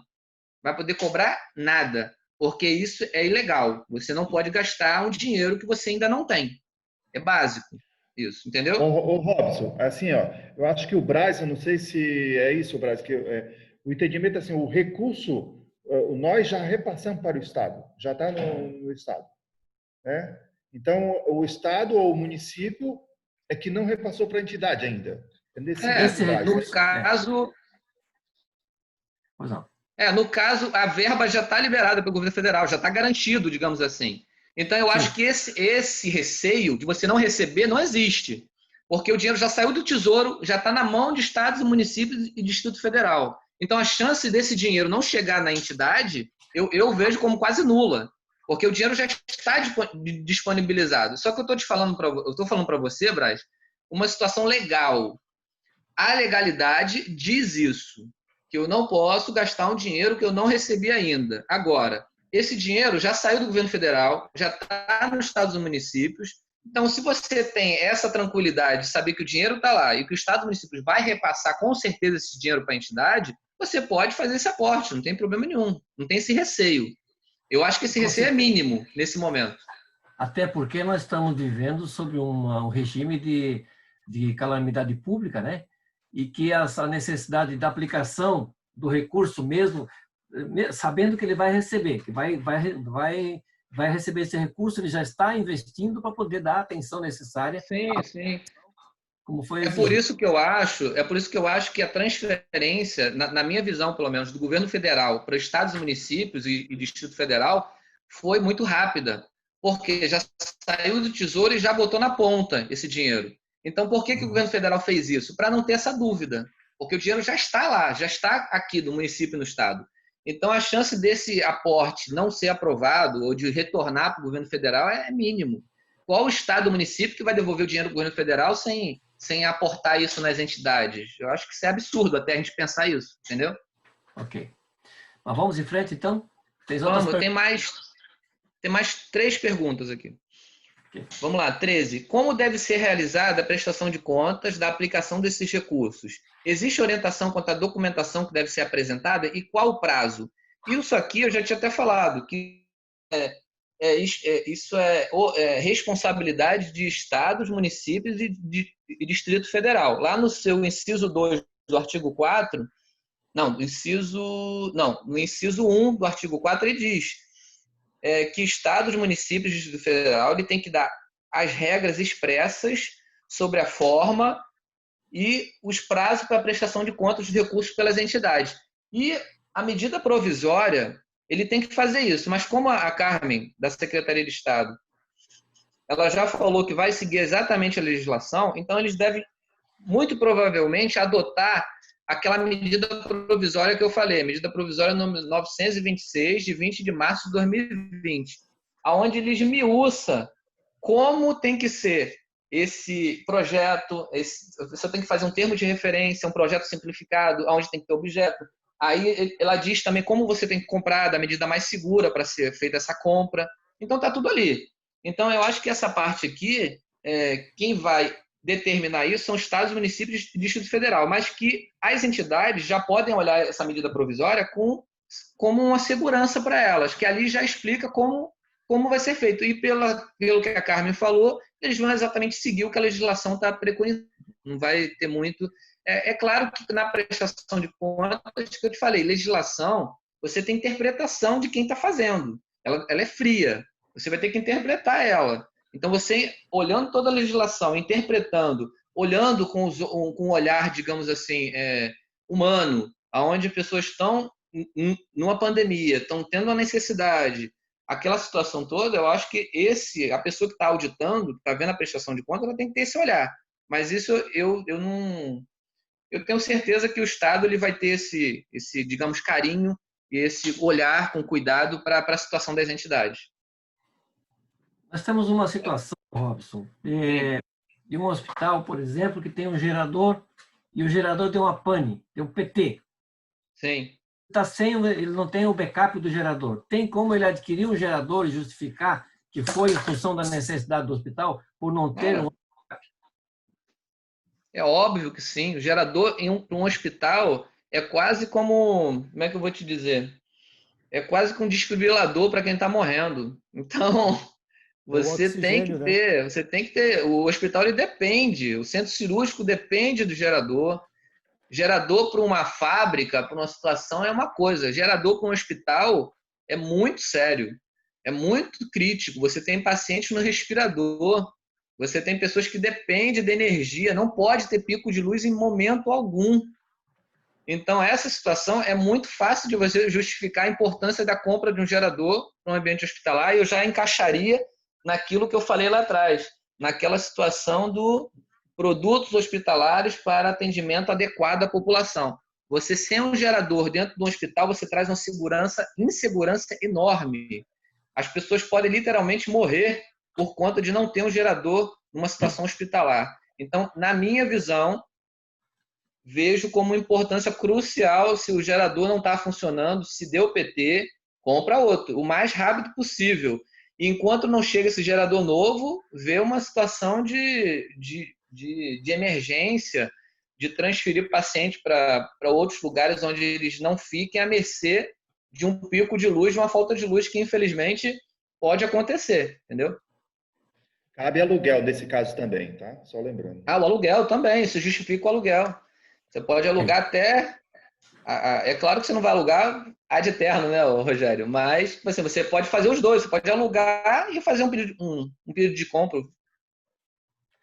Nós vamos fazer, nós vamos recomendar para os nossos hospitais todos lerem com bastante atenção a medida provisória 926, porque também tem outras questões ali, das cotações de preços, de não ter aquisição de um produto ou de um equipamento por um preço aviltante, de todas essas questões que provavelmente vão ter que ser observadas, porque essa discussão está sendo muito rica, na minha opinião, porque está dando oportunidade para que as pessoas que estão aí, 80 e tantas pessoas que tem na sala, 83, tenham uma noção geral que se pensa sobre o assunto, a exposição feita por pessoas que entendem do assunto e que as pessoas que vão fiscalizar o processo todo.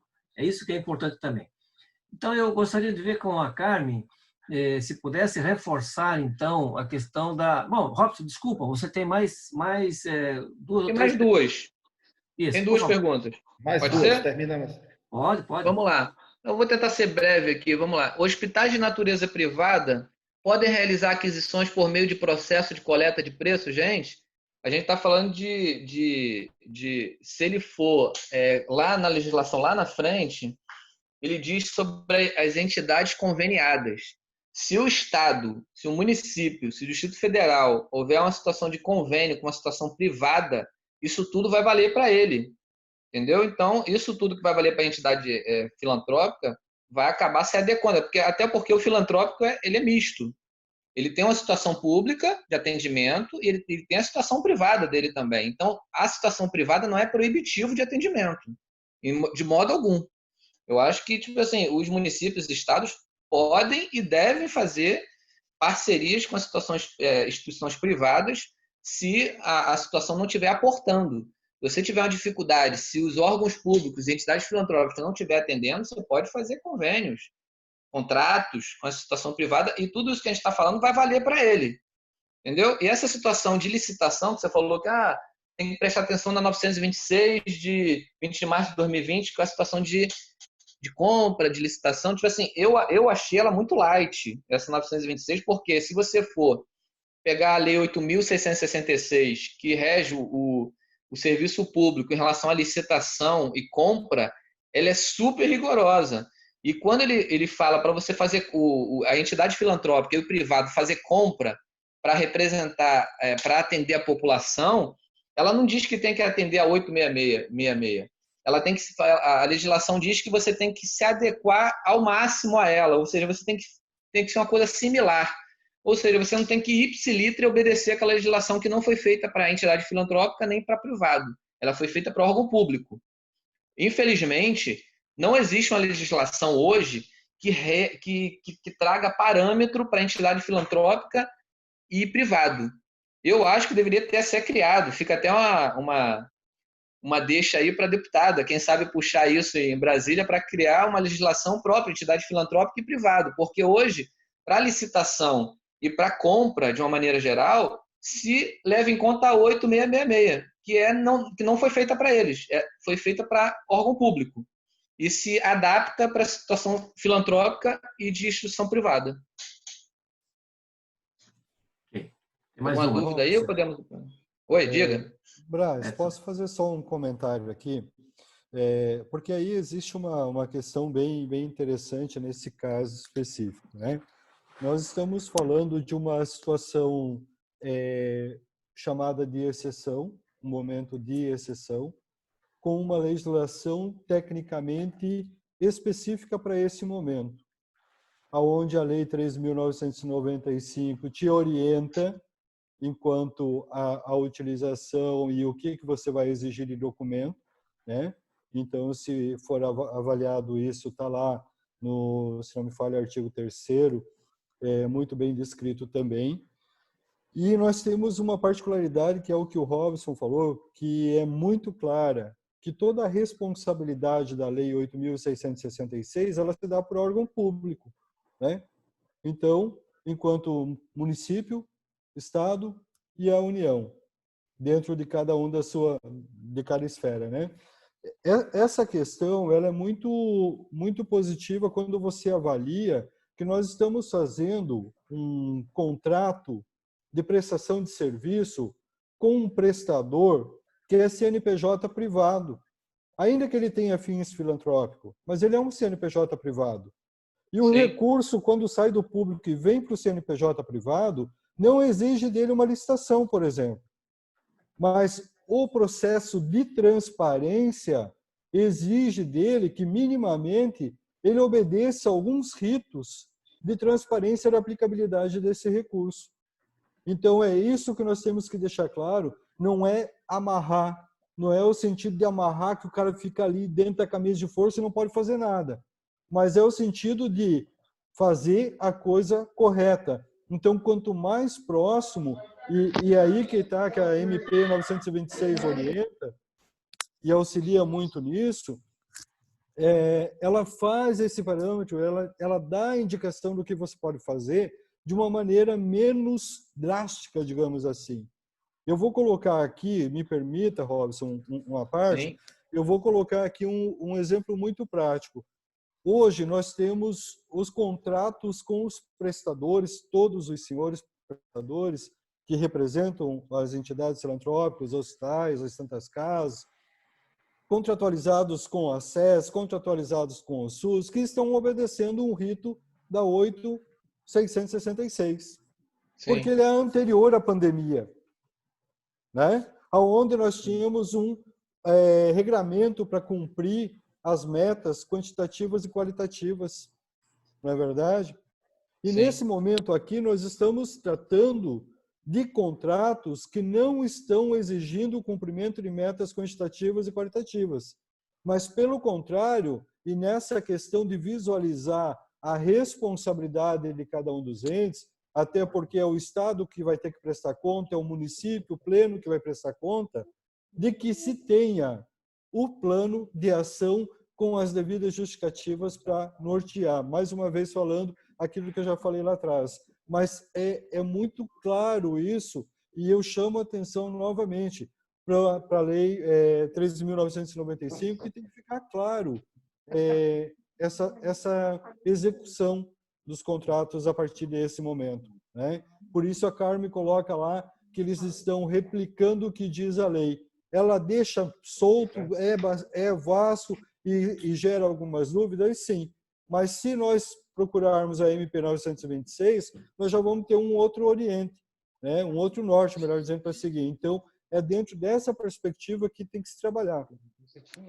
Sim, Edson, a sua fala está corretíssima. Tudo que você falou, concordo plenamente. Eu acho que a gente tem que, que nem eu falei, se você está na dúvida se o Estado, infelizmente, eu acho que daqui a pouco ele vai fazer isso, mas assim, para deixar até mais tranquilas as entidades. Mas enquanto não faz, você pode se basear naquela medida provisória. Não tem problema nenhum a 926, porque ela é muito clara e ela traz parâmetros mais suaves do que a 8666, onde você pode trabalhar melhor. Você fica mais tranquilo, seguro, sabendo que você está amparado por uma medida provisória, mas que ela tem força de lei hoje. Ela não caiu ainda, ela tá válida. Então você pode se basear nela sem problema.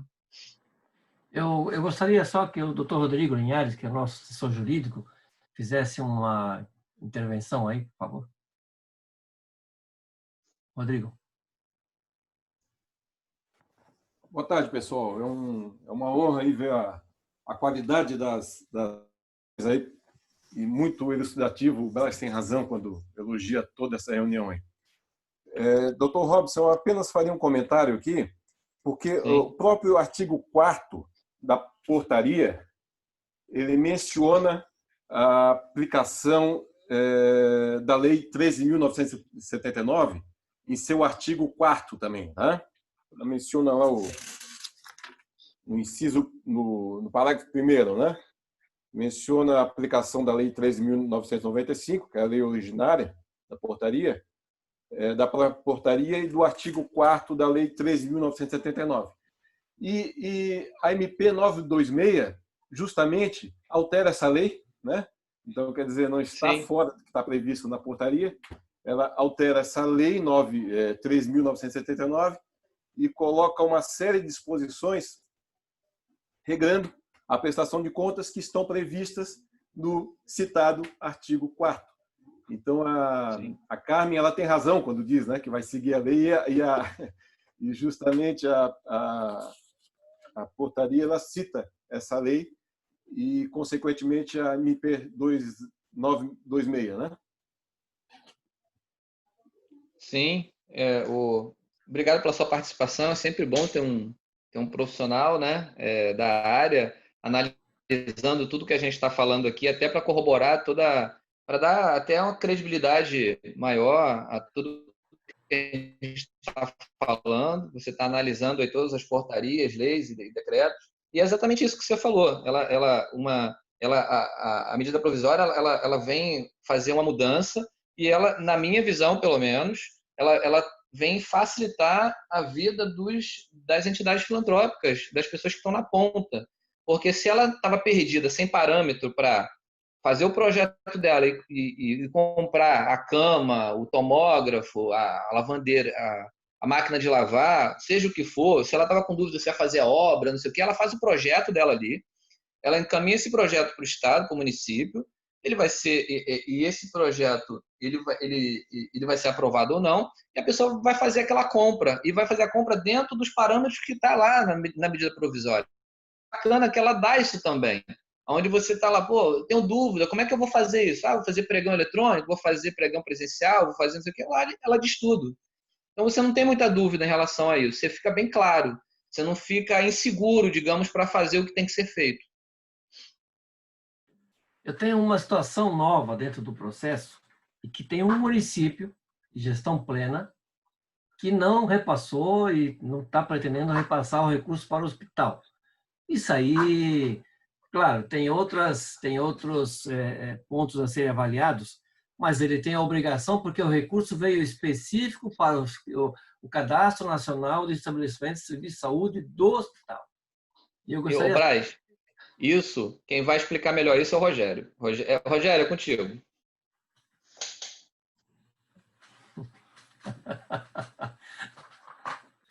O chefe explica isso melhor.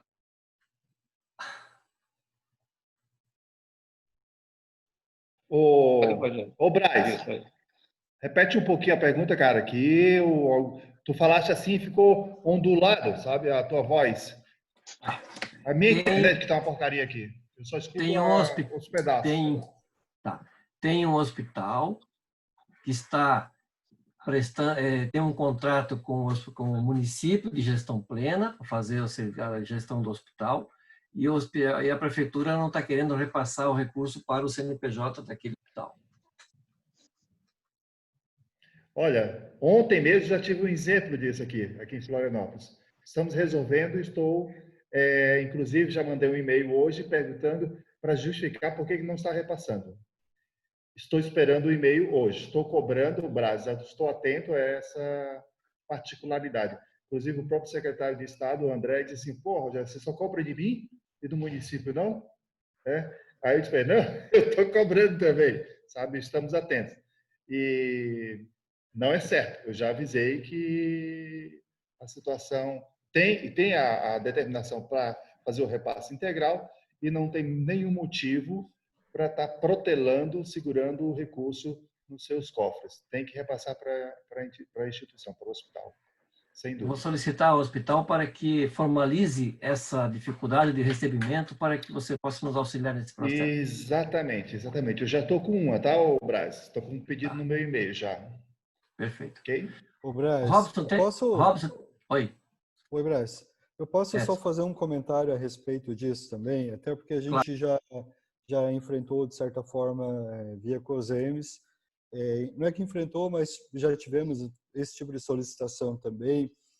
E aí fica uma questão muito, muito importante, muito pontual, que precisa ser avaliada, né?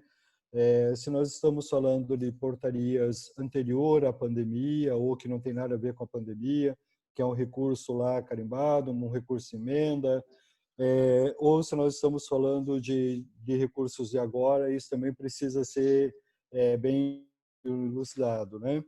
E tem uma questão muito, muito importante, que é aquela que a gente já comentou, o Robson falou, eu falei, reafirmei aqui, quando eu falo do plano de ação, ou quando se vai falar de uma contratualização. Entendam, sempre que o município ou o estado recebe um recurso e o recurso que ele recebeu está devidamente vinculado ao CNES de quaisquer prestador, seja um hospital, uma APAE ou o que for, ele está vinculado e aquele recurso, tecnicamente, é para aquela entidade, sem sombra de dúvida, né?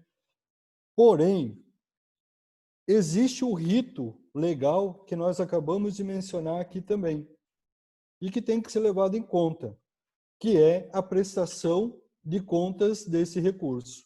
Porque quem é responsável para prestar conta para o Ministério da Saúde, para a DENASUS e tudo mais, sobre a aplicabilidade desse recurso?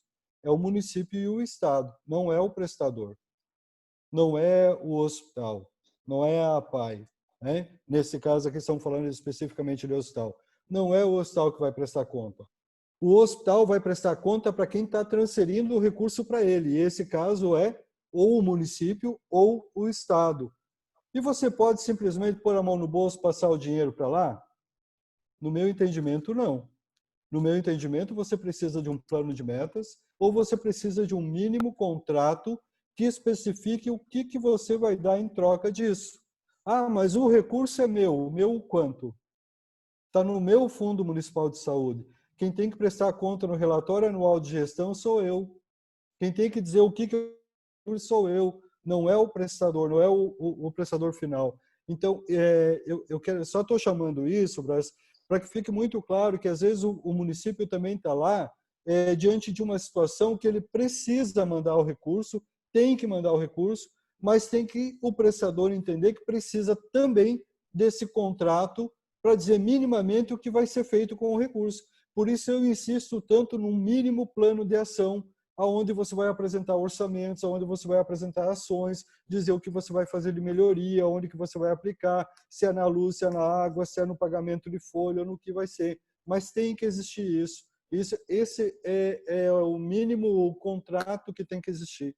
Caso contrário, o gestor municipal ou estadual vai ficar seguro para não enviar o recurso porque ele não tem uma forma legal, ele precisa do instrumento. O doutor que está aí, que é a assessoria jurídica de vocês, deve corroborar com a gente nesse sentido. Não pode o gestor estadual ou municipal simplesmente transferir o recurso. Ele precisa, porque amanhã ou depois, quando chegar uma auditoria lá no município ou no estado acerca deste recurso, ele vai solicitar o quê? Município, estado, me presta conta aqui o que você fez com o dinheiro. E se ele não tiver esse contrato do prestador dizendo o que fez com o recurso? Como é que fica? Era isso. Eu concordo, Edson, eu concordo plenamente com você, porque as dúvidas que os hospitais têm, eles direcionam para nós. Então, se o município tem uma dúvida, ele deveria direcionar para vocês orientarem. Porque, como diz o Manezinho, o município está morcegando para entregar o recurso para o hospital e a Covid está batendo lá na porta do hospital. Essa é uma questão... Aí não pode. A lei prevê que tem que ser... Tanto que a nossa reunião levou a essa discussão tão rica hoje aqui. A lei prevê onde tem que ser aplicado e onde não pode ser aplicado. Então, esse já é praticamente um plano de aplicação desse recurso. Porque, mas olha só, Edson. Eu acho que a intenção do governo foi de diminuir ao máximo a burocracia e agilizar que esse recurso chegasse no prestador. Apesar de tudo isso, ainda estamos com mais de quase 45 dias do recurso já estar no prestador, no gestor, e ainda não repassou para o prestador. Mas por isso que eu citei que se era alguma coisa anterior ao processo, à exceção da pandemia, porque o que rege da pandemia está devidamente qualificado na legislação. Isso, exatamente. Trata-se também do recurso da pandemia, que nós estamos discutindo hoje aqui somente as questões da portaria 1393 e 1448, que é aquele repasse da lei 13.995, acho que é a lei. Em breve. Robson, tem mais uma, né? Tem mais uma. Eu só queria fazer uma observação a esse último assunto. A pergunta foi, você falou que o município simplesmente não queria repassar.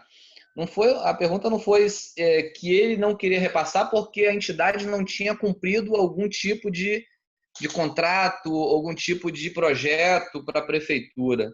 Eu acho que, tipo assim, simplesmente não passar está totalmente errado. Agora, se a prefeitura, o Estado, ele designou parâmetros para o recebimento e a entidade não obedeceu, beleza, mas no caso que você colocou, não teve parâmetro nenhum, ele simplesmente falou que não ia repassar. Ele não pode fazer isso. Isso é proibitivo. Não pode simplesmente falar que não vai passar. Ele fala assim, eu não vou passar até se formular um projeto, até se formular um contrato. Aí depois disso, tudo bem. Agora, se a pessoa se empenhar, não vou. Ela não pode fazer isso. Isso é proibitivo. Vamos lá para a última pergunta? Obrigado.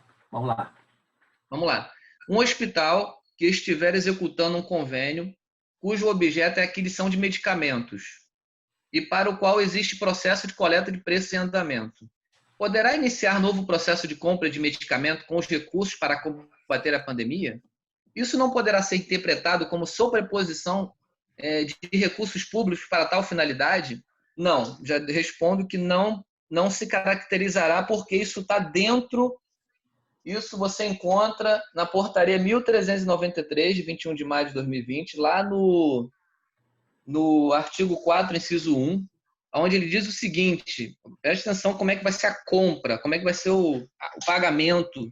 Para fins de pagamento, as entidades beneficiadas, os estados, o Distrito Federal e municípios deverão aditivar o contrato, convênio ou instrumento congênere vigente ou firmar novo instrumento.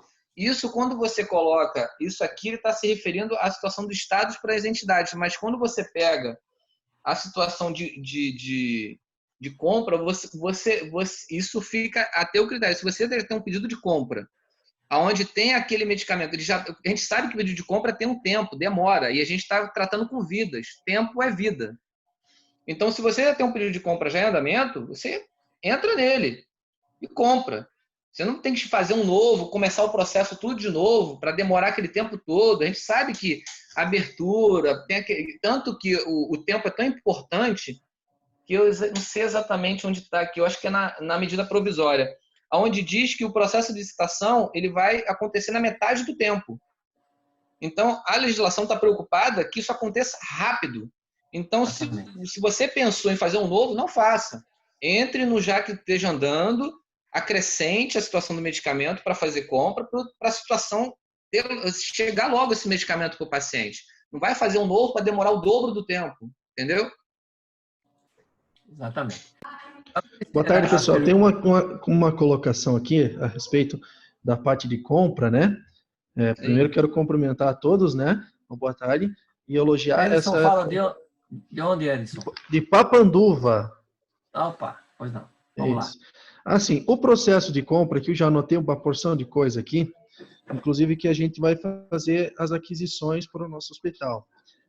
O processo de compra, ele pode ser de cotação de preço para ser mais rápido, ou ele exige que seja licitação? Não. Cotação de preço, quando eu digo 3 orçamentos. Sim, o Erison, né? Isso. O Erison, é o seguinte, você pega a medida provisória 926 e ela vem te dando, na parte de compra, você está com ela aí, ou você tem conhecimento dela ou não? Não peguei ela ainda. Estou só prestando atenção no Você que vocês estão citando e anotando.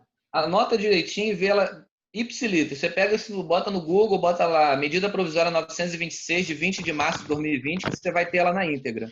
Sim. Ela fala o seguinte, o Erison, estimativas dos preços obtidos por meio de, no mínimo, um dos seguintes parâmetros. Então, lá no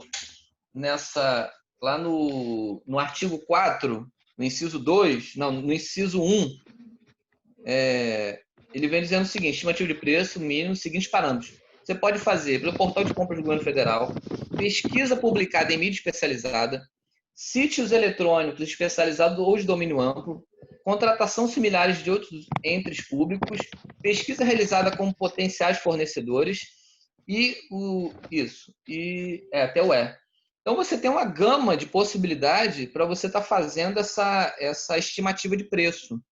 Então você pode fazer de muitas formas. Você lê todas essas alternativas e vê a alternativa que ficar mais adequada à sua instituição, entendeu? Beleza. Era essa a minha dúvida. Obrigado. Muito bom. Eu gostaria de passar a Karen de Canoinhas, tem 2 ou 3 questionamentos a fazer.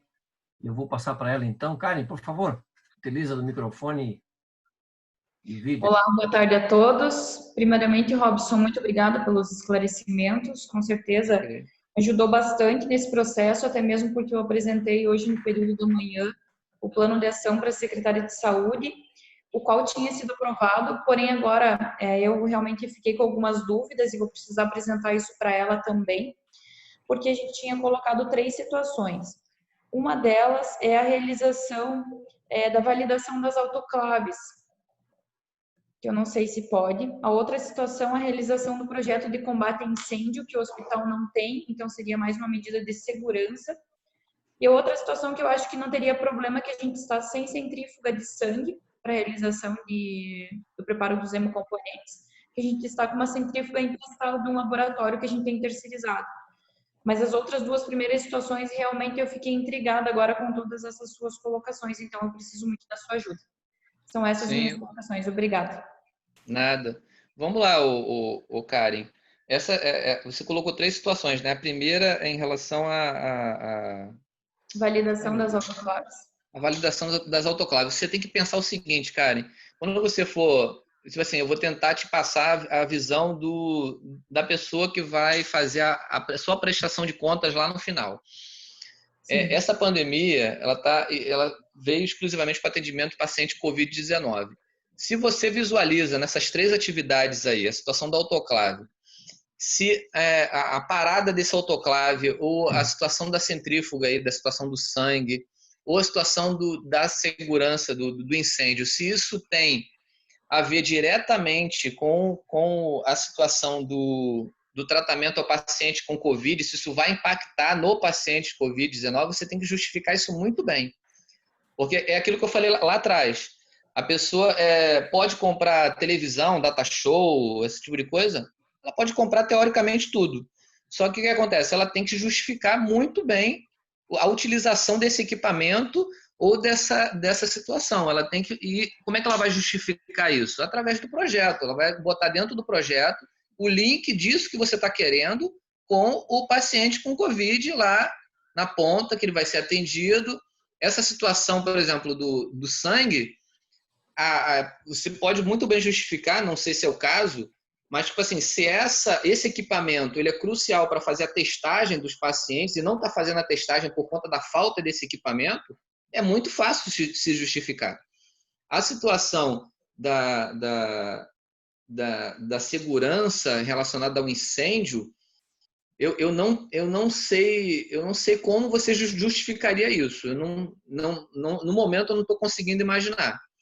E a outra situação é validação das autoclaves, para garantir que Validação das realmente autoclaves. o processo está Se a sendo validação das autoclaves forem determinantes para a situação do Covid, tipo assim, eu particularmente olhando assim, você falando, não, não consigo fazer link, não. Até porque você não precisa autoclavar nenhum tipo de roupa para o tratamento do Covid, né?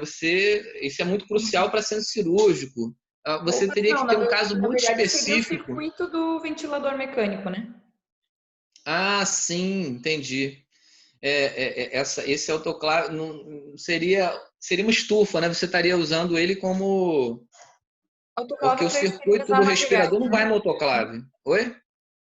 Autoclave para esterilizar materiais. Sim, mas o circuito de ventilação mecânica ele não vai no autoclave, não. Ele Vai, vai no autoclave em porque a circuitos esterilização em sensíveis. alta temperatura, aquele material é sensível à traqueia, aquela situação do. E Sim, mas até a nossa onde eu sei. comporta, Oi? a nossa comporta para materiais sensíveis, né? Ela tem um ciclo só para materiais sensíveis. Ah, entendi. É porque que eu tô ficando meio velho. Na minha época não tinha autoclave para coisas sensíveis, não. Se você Imagina. colocasse coisa sensível lá dentro, ele queimava, ele Verdade, derretia tudo. né? Que bom que evoluiu, né? Verdade, verdade. Mas se você tem um Muito autoclave que comporta a situação sensível, onde tem uma traqueia de ventilação mecânica, isso é muito fácil de você justificar, Karim. sim. Eu gostaria de saber se as questões foram todas esclarecidas. Tem um grupo que vai entrar numa reunião no COIS agora, outro grupo vai entrar numa reunião com o pessoal do Itaú e Todos pela Saúde. E eu gostaria de perguntar para o Edson se ele poderia, então, coordenar essa reunião aqui para frente agora, porque eu vou me ausentar para poder entrar numa outra videoconferência agora. A gente está nessa correria ali, você sabe muito bem, pode ser, Edson? Até não sei, Braz. Vamos acertar os honorários primeiro. Ô, Braz, Claro, claro. eu vou Claro pedir que também sim. permissão, porque eu também tenho que sair agora às 15 horas com essa reunião. Agradeço a Tá. oportunidade de ter ouvido e aprendido com o Robinson, com a equipe, e estamos aqui à disposição. Eu também eu tenho que entrar no COIS, a reunião do COIS agora também. Todo mundo, exatamente, essa é a nossa projeção de 2 horas de reunião. Eu proponho o seguinte, se alguém tem alguma dúvida ainda em relação a isso, pode formalizar através do meu e-mail, que eu vou fazer chegar ao Robson e ao Rogério, enfim, ao pessoal, para a gente poder fazer essas orientações. Considerei, assim, muito rica a nossa discussão, eu acho que o Robson se preparou mesmo para fazer os esclarecimentos, os hospitais, os administradores, com certeza, a partir de agora, vão ter mais tranquilidade para fazer a aplicação desses recursos, né? E eu acho que temos que agradecer aí o esforço de todos para que essa reunião fosse bem sucedida. Ok? Ok. Tá bom. Muito obrigado, Mantemos à Bas, pela disposição. oportunidade. Estamos aí, precisando. É só falar com a gente, ok? Tá bom. Gente, um abração para todos então, tá? Ok? Um abraço. Até mais. Um abraço. Tchau, Tchau. Até. Tem que pensar agora e não, tipo, quando eu vier... Não tem nem que pensar muito. Ou não, tem que fazer, não.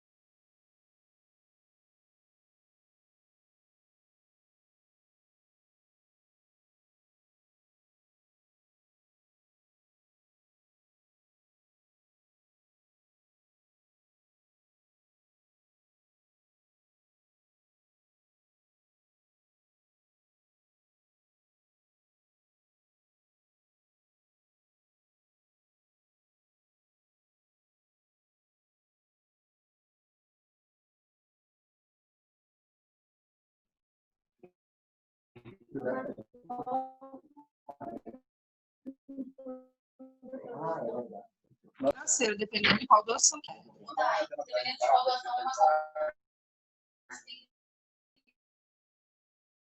financeira. Quem dá o número da conta é o Ney, não sou eu. Ô, Thay, quem dá o número da conta, quem quer fazer a doação? Qual tu quer fazer? O dinheiro?